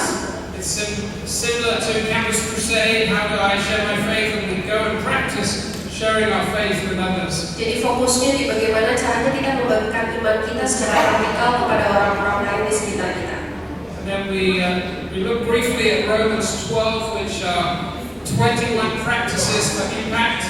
Jadi di Roma 12, salah satunya juga setelah itu kita fokus ada di Roma 12, membahas 21 praktik bagaimana cara memberikan dampak dan memberikan dampak dalam pelayanan kita. I pull this as out. The last one is, do not be overcome by evil, but overcome evil with good.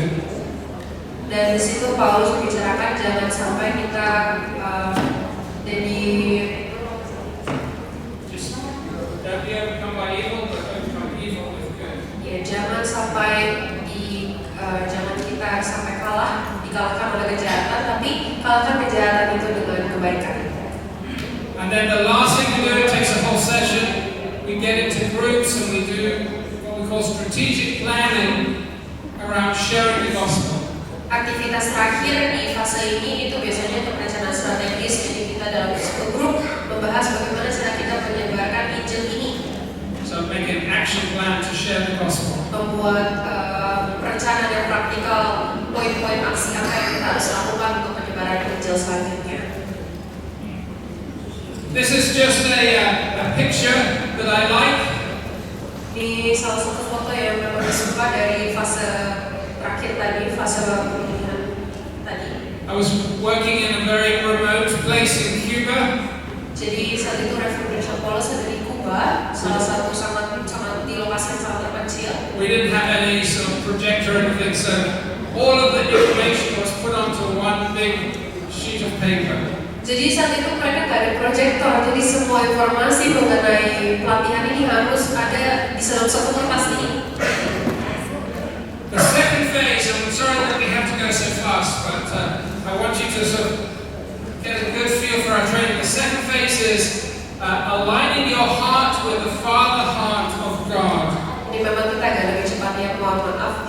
Tapi di fase kedua, bagaimana cara melaraskan hati kita dengan hati Bapa Surga kami.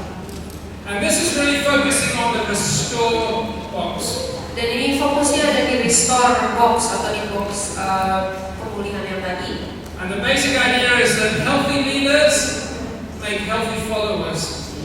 Dan fokusnya di sini adalah pemimpin yang sehat akhirnya akan bisa mereproduksi atau bisa menghasilkan juga pemimpin-pemimpin lain yang sehat. And so we're helping people identify some of the ways our hearts are being wounded. Ya, jadi kita membantu identifikasi luka-luka apa yang ada, luka-luka bagian apa yang ada di hati kita. How our hearts can be healed. Dan bagaimana caranya menyembuhkan luka itu yang ada dalam hati kita. How God is restoring us to the big story, the divine expedition. Dan bagaimana Tuhan mengembalikan kita pada perjalanan divine expedition itu.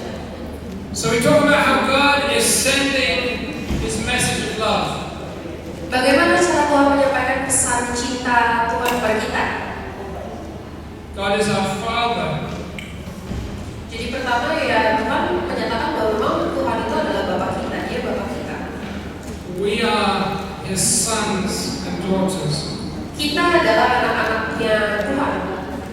He is our Abba Father. Dia itu adalah Aba atau ayah kita atau mungkin. It's fun in Amharic because they have two words for father. Jadi di dalam bahasa They have two words for father. jadi ada dua bahasa untuk kata ayah. They have abat, Mereka ada Aba. which is a stern father. Jadi itu membicarakan seorang sosok ayah yang tegas. But the loving word is Abba. Tapi kata yang penuh kasih itu Aba. Itu adalah salah satu panggilan sayang ya, panggilan kasih. And so God sends His perfect signal of love. Tuhan memberikan kita signal cintanya sering.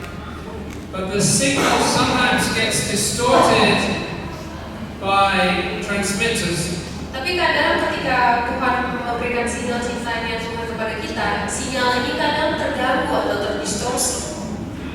So maybe people feel their parents have wounded them.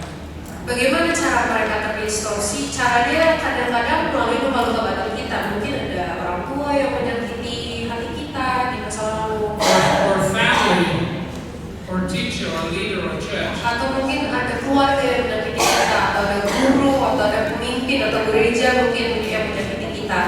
So instead of receiving God's perfect signal of love, our parents have abandoned us, for example. Jadi tadinya yang harusnya kita bisa menerima sinyal atau tanda cinta Tuhan kepada kita, kadang kalau ada luka batin seperti misalnya, kita melihat orang tua yang meninggalkan kita, jadi sinyal itu terdistorsi.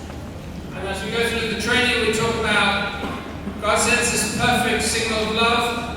Christ is a perfect transmitter of that signal. Jadi fokusnya itu bagaimana supaya sinyal Tuhan itu bisa kita terima secara sempurna. Pertama, sinyal Tuhan itu memang dari sananya sinyal cinta Tuhan itu sudah sempurna.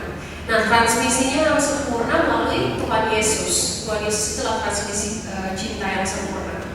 And we don't receive Christ's perfect transmission of love for maybe two reasons. Dan terkadang yang tadi kita sudah bicarakan juga, kadang kita nggak terima transmisi dari Tuhan Yesus ini. We have the wrong chip. Karena kadang mungkin kalau bahasa komunikasinya chipnya salah. When I came to Indonesia, I had to put a eSIM in to get a signal in Indonesia. Waktu Reverend Richard Pauls datang ke Indonesia, dia harus ganti SIM card-nya ke SIM card Indonesia supaya bisa mengakses sinyal di Indonesia. So one of the solutions is to be born again and to get the right chip. Sama seperti kita, kadang tandanya kalau misalnya kita nggak merasakan nih sesudah Tuhan, mungkin chipnya salah, mungkin kita harus dilahirkan kembali, coba ganti chip kita. And we talk about how the other side is many of us have a damaged chip, so we don't receive God's perfect signal of love very well. Atau chipnya mungkin juga bisa jadi rusak. So we need those wounds to be healed. Dan itu dari luka batin, dan kita harus menyembuhkan luka-luka batin itu. So we give a formula which is wounds plus lies plus agreements plus vows equals false selves or our masks. Jadi ini salah satu formulanya dari filosofi tadi, luka, kebohongan, dan juga perjanjian dan sumpah atau perjanjian atau kesepakatan itu menghasilkan transmisi yang salah atau mereka sebut juga di sini sebagai topeng. So we get wounded in our hearts. Kalau kita tersakiti hatinya, and then the evil one so quickly comes along and to those wounds he attaches a lie. Dan akhirnya iblis memakan luka batin itu untuk membentuk kebohongan dari luka batin kita itu.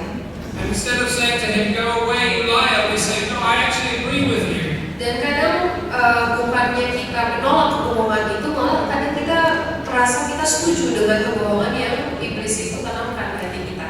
And we make vows about how we're going to work to prove those lies untrue. Dan kita akhirnya bikin sumpah yang ada di formula sumpah bahwa karena saya merasa ini benar nih katanya si iblis, jadi kita membuat secara tidak sadar membuat sumpah-sumpah bagaimana cara kita merespons kebohongan-kebohongan yang iblis itu lakukan. And then we end up with a mask, with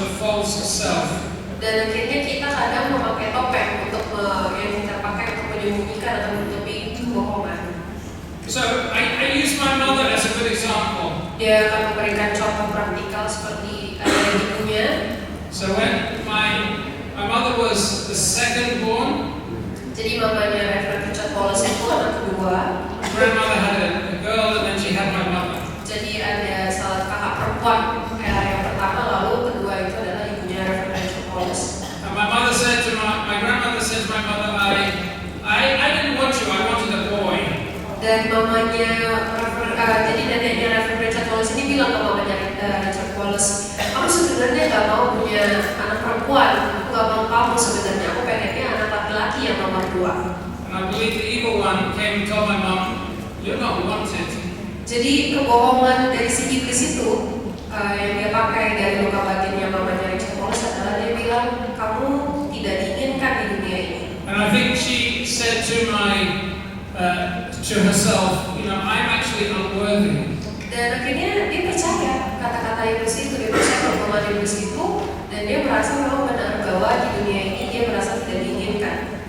So she said, I will make myself as worthy as a man. Jadi untuk sumpahnya dia bersumpah menjadi pada dirinya sendiri, aku akan membuat diriku seberharga seorang pria, karena mamanya kan dan pengennya keduanya seorang laki-laki ya. Jadi dia merasa aku membuktikan bahwa diriku itu sama berharganya dengan seorang pria. And then when she was young, she was what we call in English a tomboy. She climbed trees, did all kinds of stuff that boys would do. Jadi memang tumbuh besar, mamanya Reverend Richard Wallace lebih maskulin, seorang tomboy ya, karena ada rasa keinginan yang kuat untuk bisa untuk membuktikan kalau dia lebih dari seorang laki-laki. And then when she was older, she tried to show everybody she was as capable as a man. Dan dia selalu berusaha membuktikan kalau dia tuh bisa sama, kapabilitasnya sama, dia bisa melakukan hal yang sama seperti seorang pria. Tidak ada satupun yang dilakukan pria yang dia tidak bisa lakukan. And she would, tell my dad, well, you're not very good at electrics. Let me fix the electrics in the house. Kadang-kadang bahkan bilang ke suaminya sendiri, kamu nggak bagus, kamu nggak bisa nih benerin listrik, aku lebih bisa daripada kamu, aku yang benerin aja. And these are in one way people look and said, wow, my mother's very capable, but deep down, it's a mask about her life. She wants to know that she's worthy. Dan mungkin di depan orang-orang akan melihat mamanya Reverend Richard Wallace sebagai orang yang sangat mandiri, orang yang sangat kuat, orang yang sangat punya kapabilitas tinggi. Tapi sebenarnya itu juga adalah topeng yang akhirnya menutupi kebohongan dari si iblis itu, menutupi kenyataan bahwa dalam hatinya mamanya Reverend Richard Wallace ini merasa kalau dia tidak diinginkan atau dia tidak berharga sebagai seorang anak laki-laki.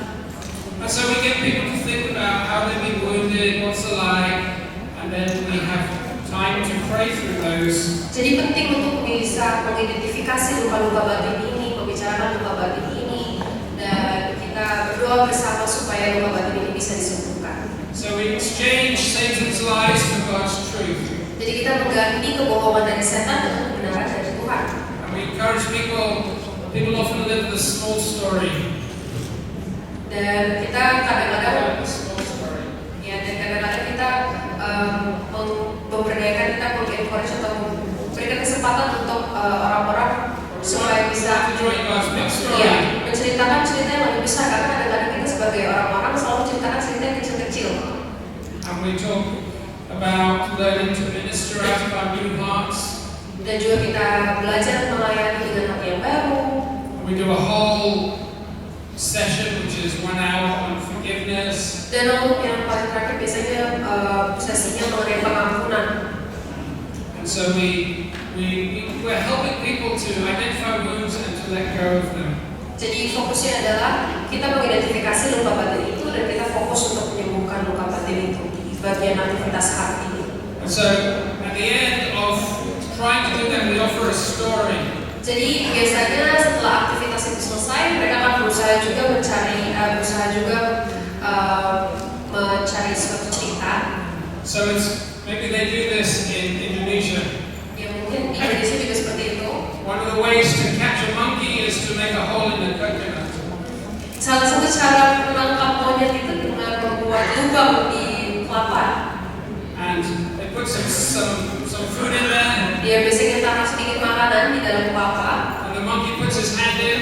Dan seorang monyet biasanya akan langsung menaruh tangannya ke dalam dengan kelapa itu, and he won't let go of those things. dan akhirnya tangannya terjebak dan nggak bisa keluar dari kelapa. And he gets so frightened, he starts banging the coconut on the tree to get it off his hand. Dan kadang dia takut monyetnya ketika terjebak, tangannya dia berusaha melepaskan kelapa itu, berusaha menghancurkan kelapa itu. We remind people that that's like we hold on to these things in our life. Itu sama seperti kita menyimpan luka batin atau terus menyimpan luka batin itu. But we need to let go of them Tapi kita harus bisa melepaskan luka batin itu and to give them to God. dan memberikan itu kepada Tuhan. And I have to say, particularly in Africa, we hear many stories of very wounded people. Dan berdasarkan pengalaman pribadi dan Bishop Wallace, banyak sekali cerita-cerita itu di Afrika. Banyak orang-orang yang memiliki luka batin itu di Afrika. When we had testimony time, this is in Sierra Leone, a minister stood up. Dan ketika di Sierra Leone dan ada waktu diberikan untuk kesaksian, banyak sekali itu pendeta-pendeta di Sierra Leone yang memberikan kesaksian mengenai luka batin mereka. And he said, this is my story. I was born into a family. Ceritanya salah satunya saya lahir di suatu keluarga. He said, my father did not want me. Ayah saya tidak menginginkan saya. And he said, for 21 days, my father put a blindfold on his head so he could not look at me as a baby. Selama 21 hari, ayahnya ketika si pria ini lahir, ayahnya menggunakan semacam kain untuk menutup matanya selama 21 hari supaya dia tidak perlu melihat bayi laki-lakinya ini. And then he eventually took his blindfold off, he took his gun, and he said to his wife and his baby, get out of my house. Dan setelah 21 hari, dia melepas kain tutup matanya itu, kain penutup matanya itu. Dia melihat bayinya, dia mengambil sebuah pistol dan menodongkan pistol itu ke bayinya dan berkata kepada istrinya, keluarkan bayi ini dari rumah.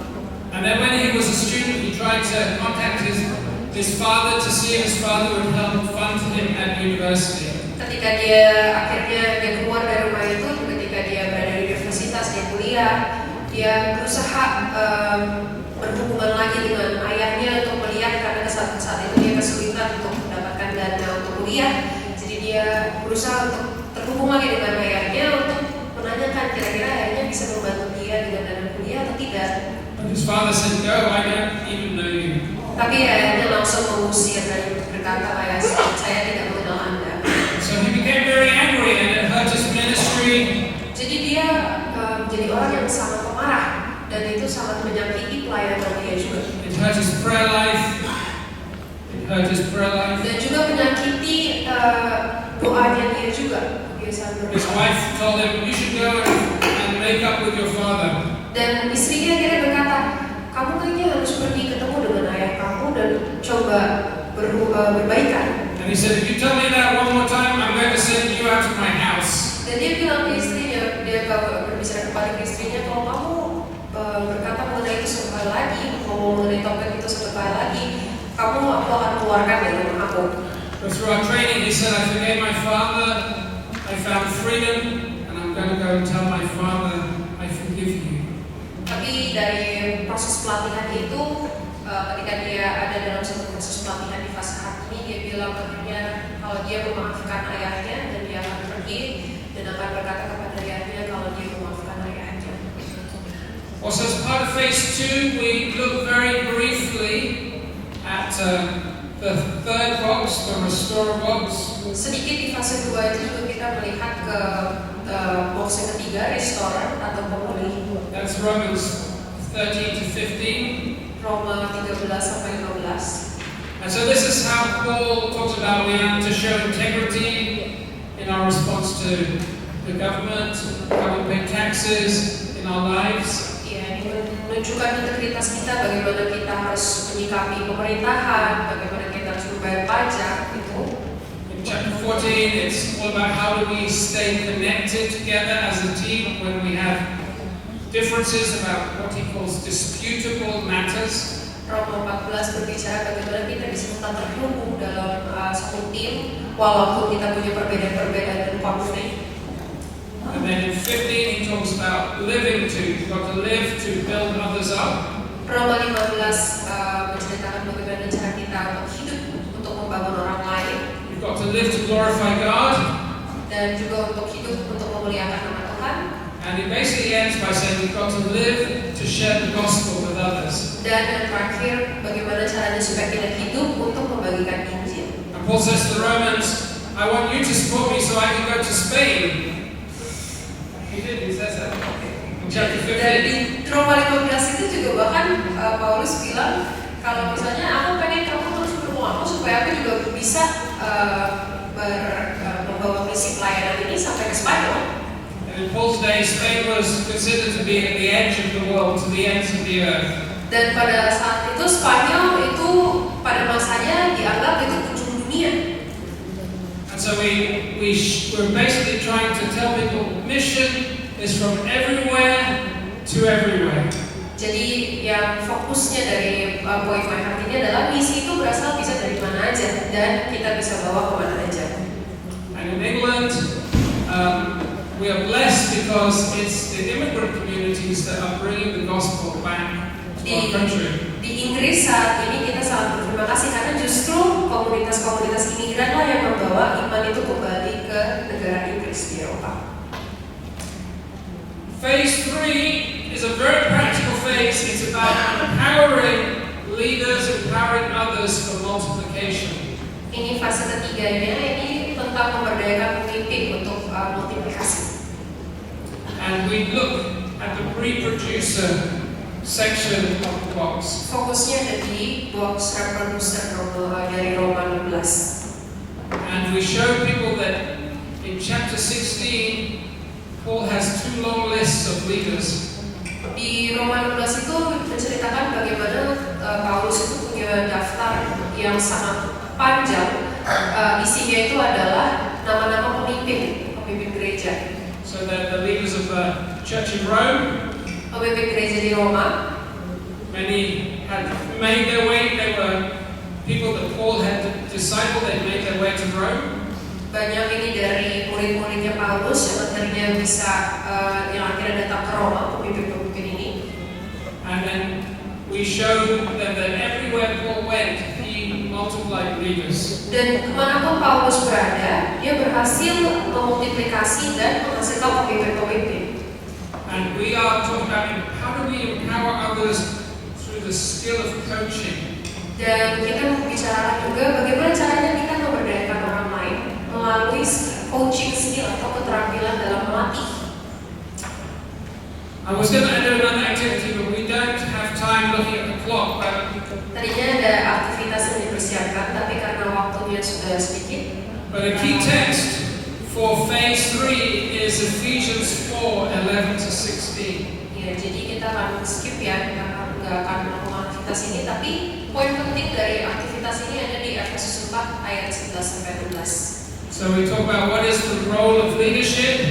Membicarakan apa sih peran pemimpin itu? What's the role of the members? Apa peran anggota? What is the role of the body of Christ? Dan apa peran tubuh Kristus? And so we give people the text and they have to answer those questions. Dan ada suatu teks dan mereka harus biasanya dalam aktivitas di fase ini orang akan menjawab pertanyaan-pertanyaan dalam teks tersebut. And so Paul talks to the Ephesians that Christ has given gifts, the gifts of leadership, to equip the church to do God's work. Menurut Roma, peran dari kepemimpinan itu adalah memperlengkapi dan memberdayakan umat Tuhan dalam melakukan pekerjaan pelayanan Tuhan. And it's a powerful word for all of us. As leaders, our job is not to do all the work, but to equip others in the church to do the works of ministry. Dan itu penting sekali karena tugas kita sebagai pemimpin di gereja bukan untuk mengambil semua kerjaan untuk diri kita sendiri, tapi untuk memperlengkapi anggota-anggota gereja kita atau delegasi juga untuk bisa melakukan pekerjaan-pekerjaan pelayanan dan multiplikasi. And then the work of the members is to do the ministry. Dan peran dari anggota itulah yang sebenarnya melakukan pekerjaan ministry atau melakukan pelayanan. And then the role of the body is to build up the church as each part does its part.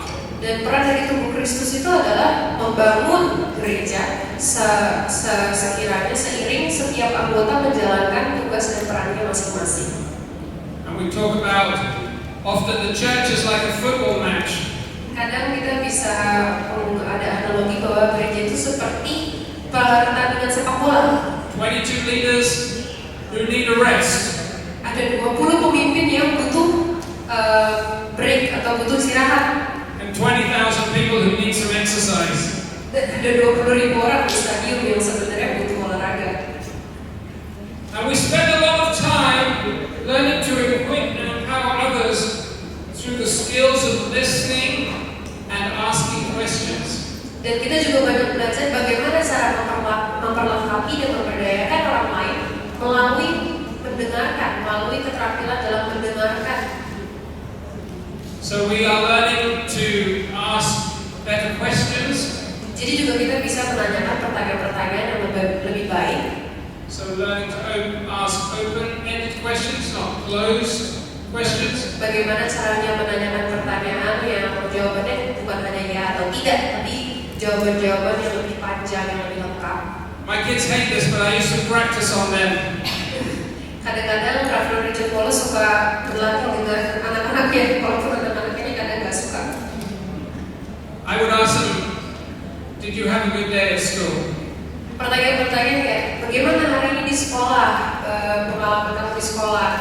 Tuh, suka ditanyakan ke anak-anaknya Rafael Richard Wallace. They would usually say no, a closed question. Biasanya langsung dijawab enggak. So I got smarter through coaching. I was like, what is the most enjoyable thing you've done in school today? Nah, setelah coaching dia makin terampil lagi dalam menanyakan pertanyaan. Jadi bukan ditanya bagaimana sekolah kamu, ada kalau dijawab bagaimana sekolah kamu langsung dijawab ya atau tidak. Sekarang ditanya kemarin pas sekolah ada momen-momen apa yang menyenangkan. Jadi lebih pertanyaannya dan jawabannya jadi bisa lebih panjang. And then we offer a couple of tools that help to address blind spots. Dan juga ada beberapa latihan atau beberapa alat untuk latihan bagaimana caranya bisa mengatasi blind spot atau misalnya mungkin topik-topik yang kadang-kadang kita suka tidak sadar seperti itu. And to get helpful feedback. Dan bagaimana caranya kita mendapatkan saran. And then a lot of our training we work on what we call the coach wheel. Nah itu di training itu banyak menggunakan si coach wheel ini, produk coaching. So of a 10-hour training, maybe 3 hours of that training is spent learning to coach each other. Dari 10 jam training biasanya 3 jam itu dihabiskan hanya untuk mempelajari roda coach ini. And the coach wheel actually was from a missionary called Keith Webb, who was in Singapore, I believe. Dan ini dipakai oleh salah satu misionaris yang berasal dari Singapura. So he said this is a simple way to coach others who connect. Ini salah satu cara yang paling simple, yang paling gampang untuk mengajarkan orang mengenai coaching. Jadi pertama itu chat, itu connected atau terhubung. How are you? How was your week? Pertanyaan-pertanyaan mengenai how are you, apa kabar, bagaimana hari Anda, bagaimana minggu Anda. And to ask the coachee, what outcome would you like from today? O-nya itu outcome atau hasil, jadi biasanya ditanyakan ke orang-orang yang dilatih. Hari ini mau belajar apa atau hari ini apa yang Anda harapkan kita bisa dapatkan dari sesi ini. And then to explore the issue through asking good questions. Dan habis itu kita juga berusaha mengeksplorasi dengan menanyakan pertanyaan-pertanyaan yang tepat. And then to finish your time by saying what course of action should we take, would you take before we meet again?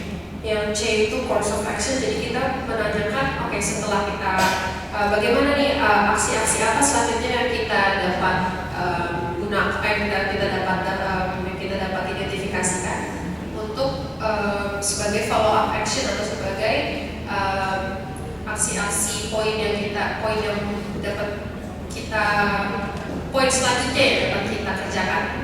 And then just finally a highlight. What was the highlight of our time together? High itu highlight, jadi apa momen penting atau momen yang And people, wherever we go, often say, this was such an amazing training. Jadi coach ini banyak dapat saran yang positif, mendapatkan feedback yang positif, ya, mendapatkan kesan positif, karena menurut mereka ini sangat praktikal dan sangat berguna dalam proses misi pelayanan. So this was 3 ladies in Cuba. They did coaching. We had about 11 kids running around. So their coaching was, by tomorrow we need a kids ministry, and they had a course of action to have a leader and a plan and a program for the next day. Dan ini cerita 3 wanita di Kuba. Jadi mereka ini coaching di tengah 11 anak yang lari-lari di sekitar mereka. Jadi coaching mereka pada waktu itu adalah fokus bagaimana kita bisa ada pelayanan untuk anak-anak di gereja mereka. Dan mereka di situ juga membahas ya seperti framework coach tadi. Berarti action selanjutnya apa nih? Aksi apa? Poin aksi apa yang harus kita lakukan selanjutnya supaya kita bisa memiliki pelayanan untuk anak-anak di gereja dan sebagainya.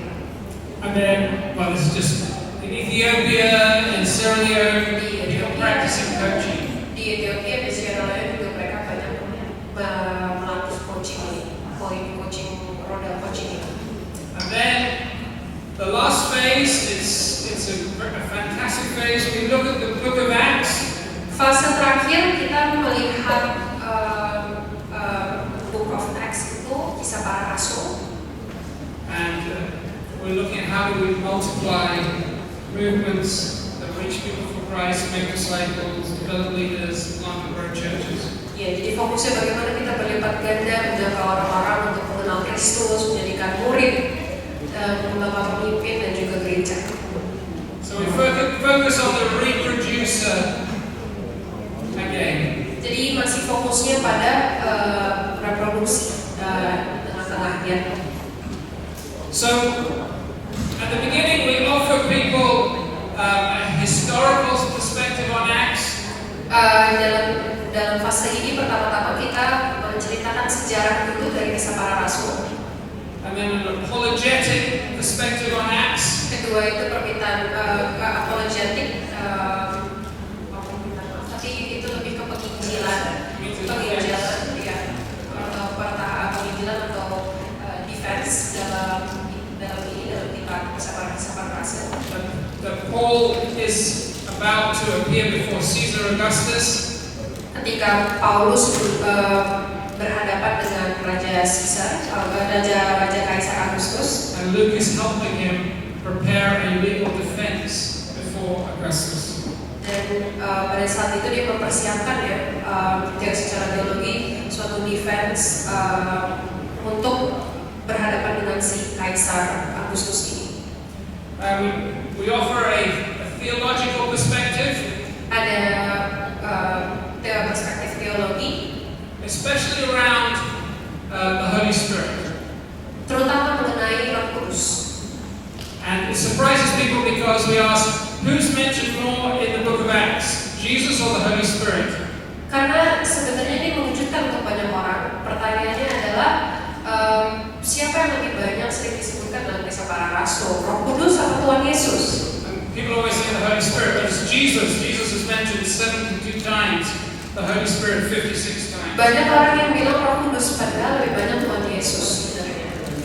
And then we look at the missional side of the Book of Acts. Keempat itu kita melihat misi dari kisah para rasul. And we show people from the Book of Acts that the gospel is spreading throughout Acts. It's crossing to different groups and it's crossing cultural barriers.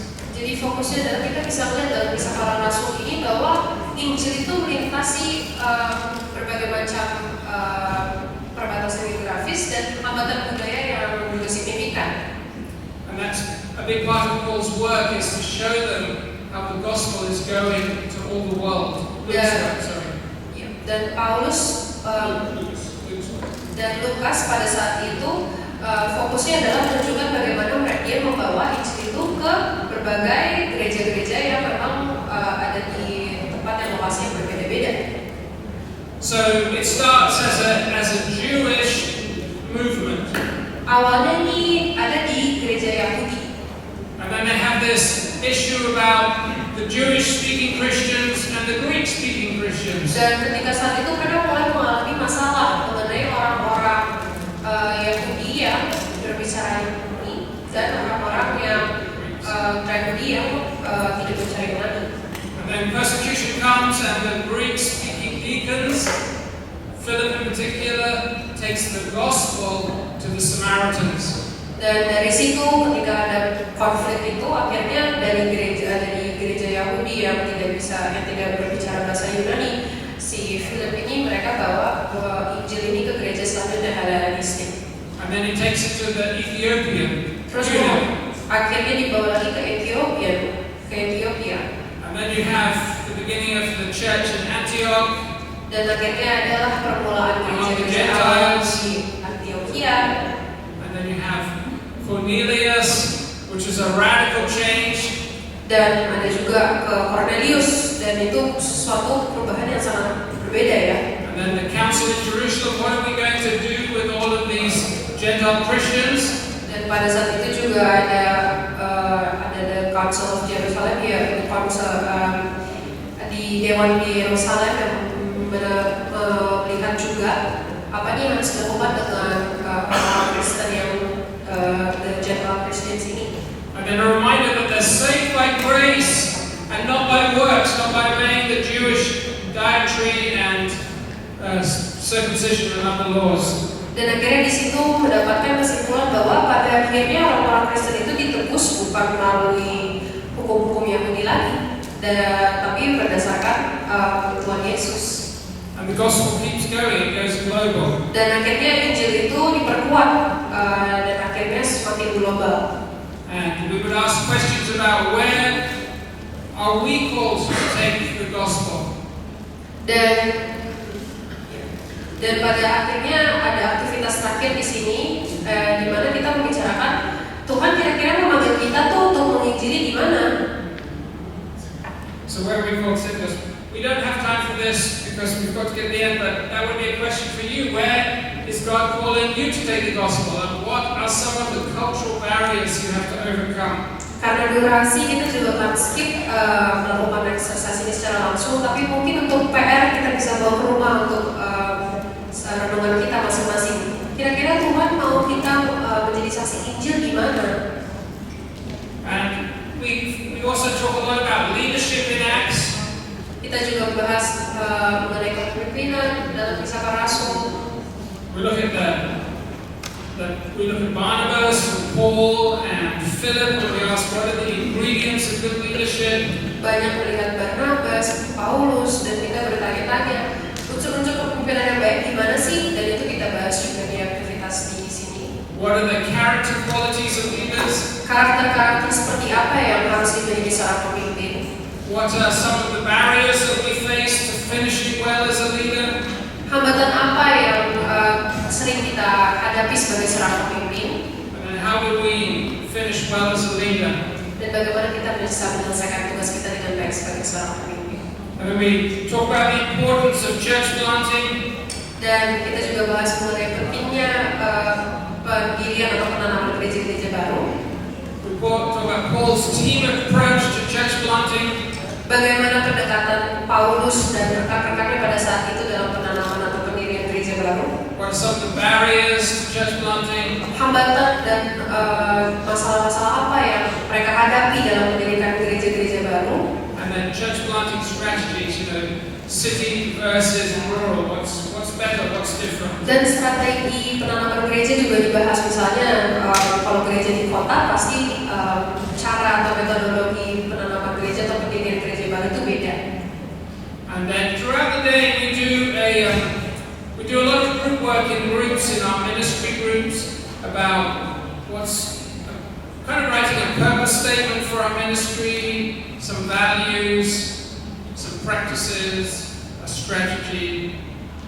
Jadi ini aktivitas yang dilakukan pada akhirnya mengenai si fase ini tuh biasanya ada kegiatan kelompok yang fokusnya ke pertanyaan-pertanyaan penting seperti tujuan kita melakukan pelayanan ini apa, nilai-nilainya seperti apa, praktik apa yang harus kita lakukan, dan juga visi dan strategi pelayanan. We're working on how to make our plan smarter, more focused. berusaha membuat rencana itu semakin smart, itu semakin pintar, semakin efisien, dan semakin tepat. And then because we've done coaching, we talk about who's going to coach this church planting team. Dan juga membicarakan, oke, siapa nih yang akan melatih tim penanaman gereja baru ini atau tim pendirian gereja baru ini. And this is just an example in Cuba of some feedback. Ini salah satu contohnya di Kuba. This was in Ethiopia recently, training a mobile mission seminary. Ini di Ethiopia paling baru ketika kita berusaha melakukan seminar yang mobile seminar. This is an elite group of students that are going to take the gospel to, I think they're trying to reach all the unreached people groups in Ethiopia. Dan mereka berusaha, ini murid-murid yang spesial karena mereka berusaha untuk pergi ke daerah-daerah sangat terpencil di Ethiopia untuk memberitakan Injil. And so they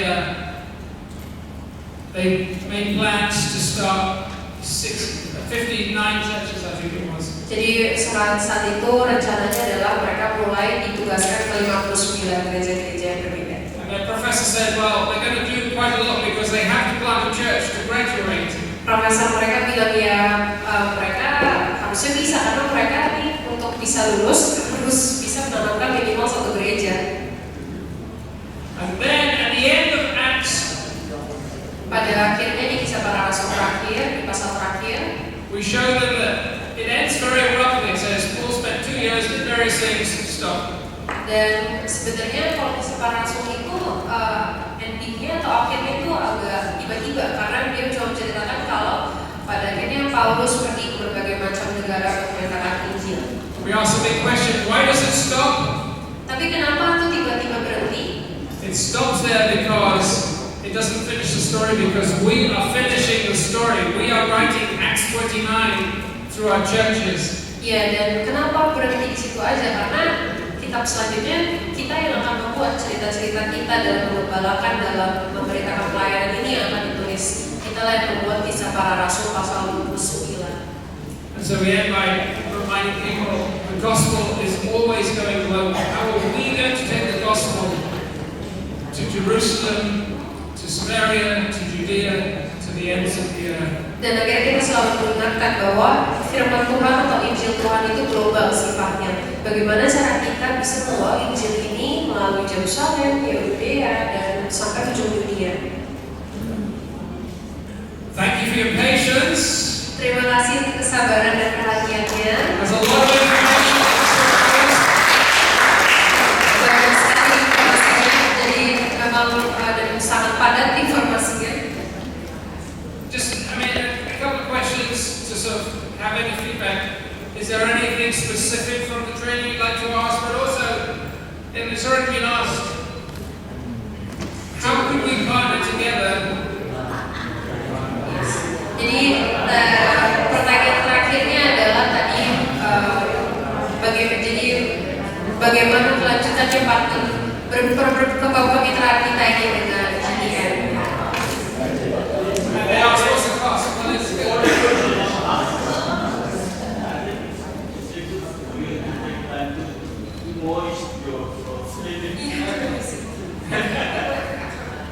Are you talking too much? Thank you very much for your presentation, Mr. Wells. I just wonder that if HKBP DKI conduct this training and success, then from 55 resorts, we still have only 80 church. Means normally if one resort have one pagaran or gospel, so next 4 years, our target is 100 church. HKBP DKI. Yeah, that's normal because one resort should be one pagaran at least. Ya, dulu HKBP punya 3 pagaran, 4 pagaran, kan?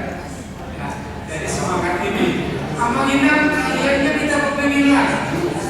Tapi saya selalu bilang, memang situ sama pembicara gak bisa nahan jam.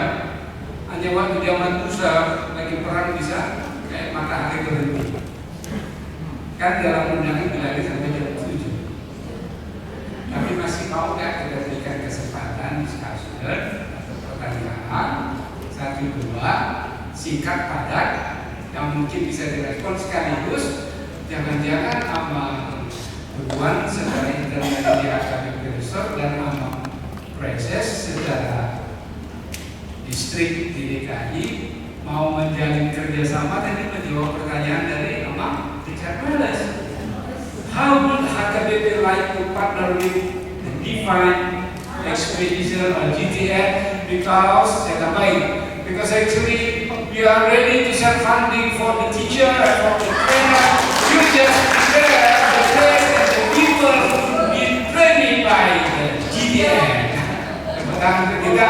Jadi kalau ini saya rasa biarlah Preses sama kita yang sebelum kita kasih kesempatan yang lain kalau masih ada bertanya sama Preses, apakah memang mau menjawab how Tuhan akan but leaders, God always use leader to ensure what God's will. So we hear from the leader.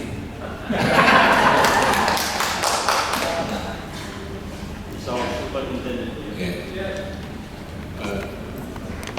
Thank you, Reverend Richard. Sangat senang, very glad presentation sebut itu knowledge.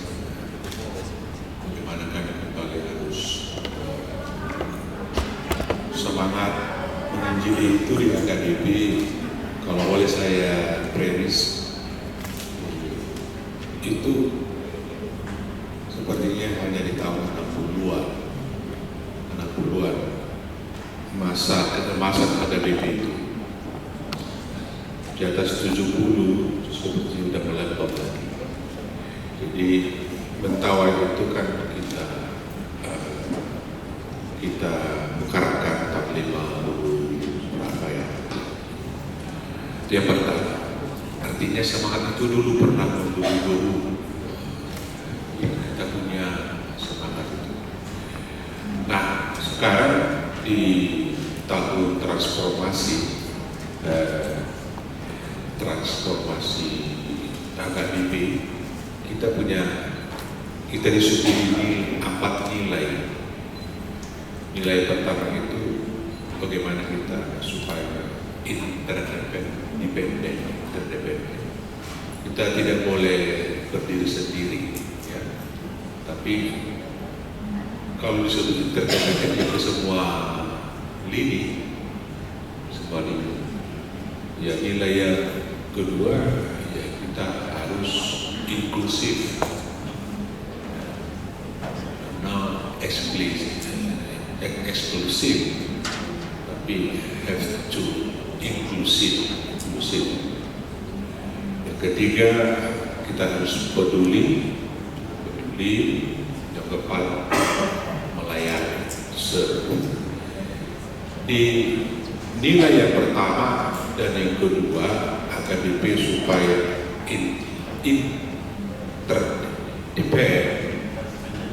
interdependen, inklusif, ini sangat membuka kita terhadap siapapun asalkan demi membangun AKBP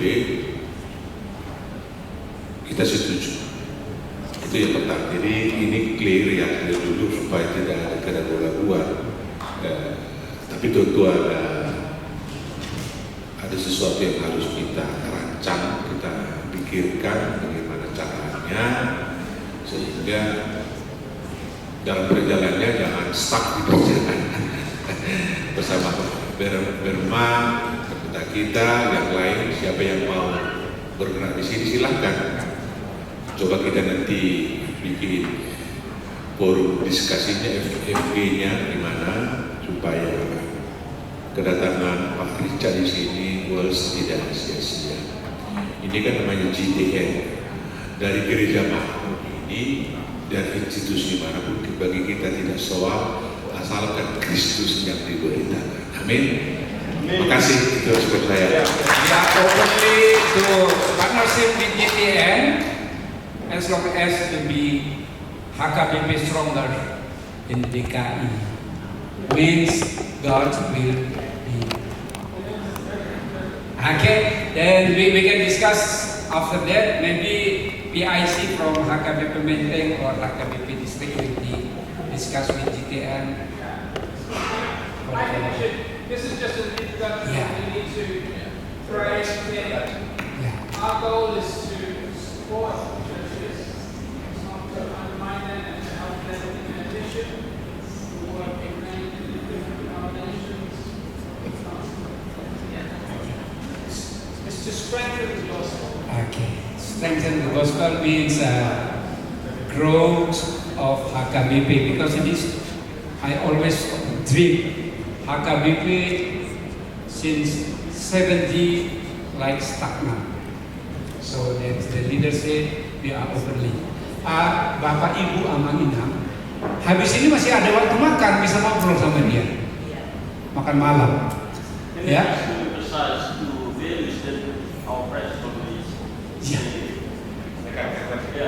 One is about interdependency, and the second one is about inclusivity. So we are in that area, in that ministry. So I think that's why I said what we have done now is already starting good for us to realize that. So, and then it's also, for me, would be how does it best fit the context? Are we training churches in Jakarta to start new churches in Jakarta, or training you to go to remote areas and to train leaders there? In our district here, we have 55 local resort, and every resort has their own mission section or sending section. So we can we can make a networking. Ya, Amang Inam juga sekaligus saya beritahu bahwa kami panitia sama Mr. Richard dari sini juga sering melakukan Zoom meeting.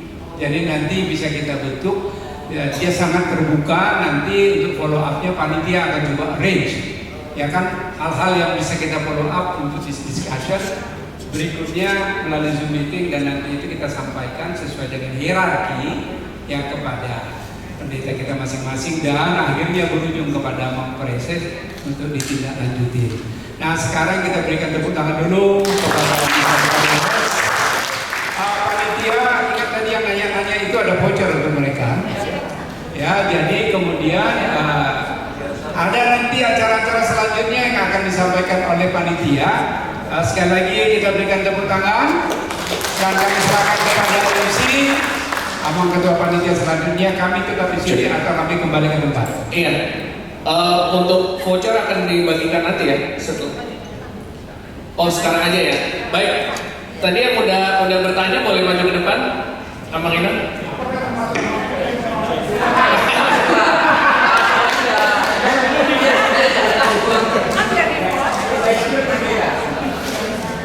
Mungkin kita sekalian ini ya kasih penghargaan. Oh ya, maju dulu.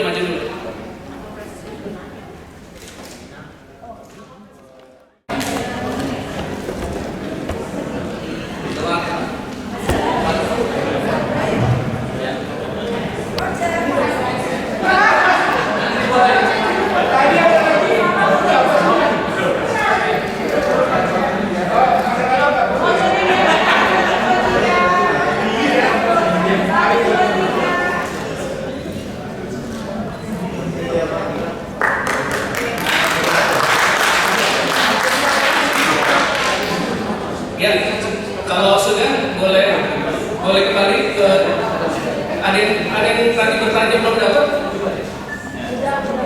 Sudah semua? Oke, baik.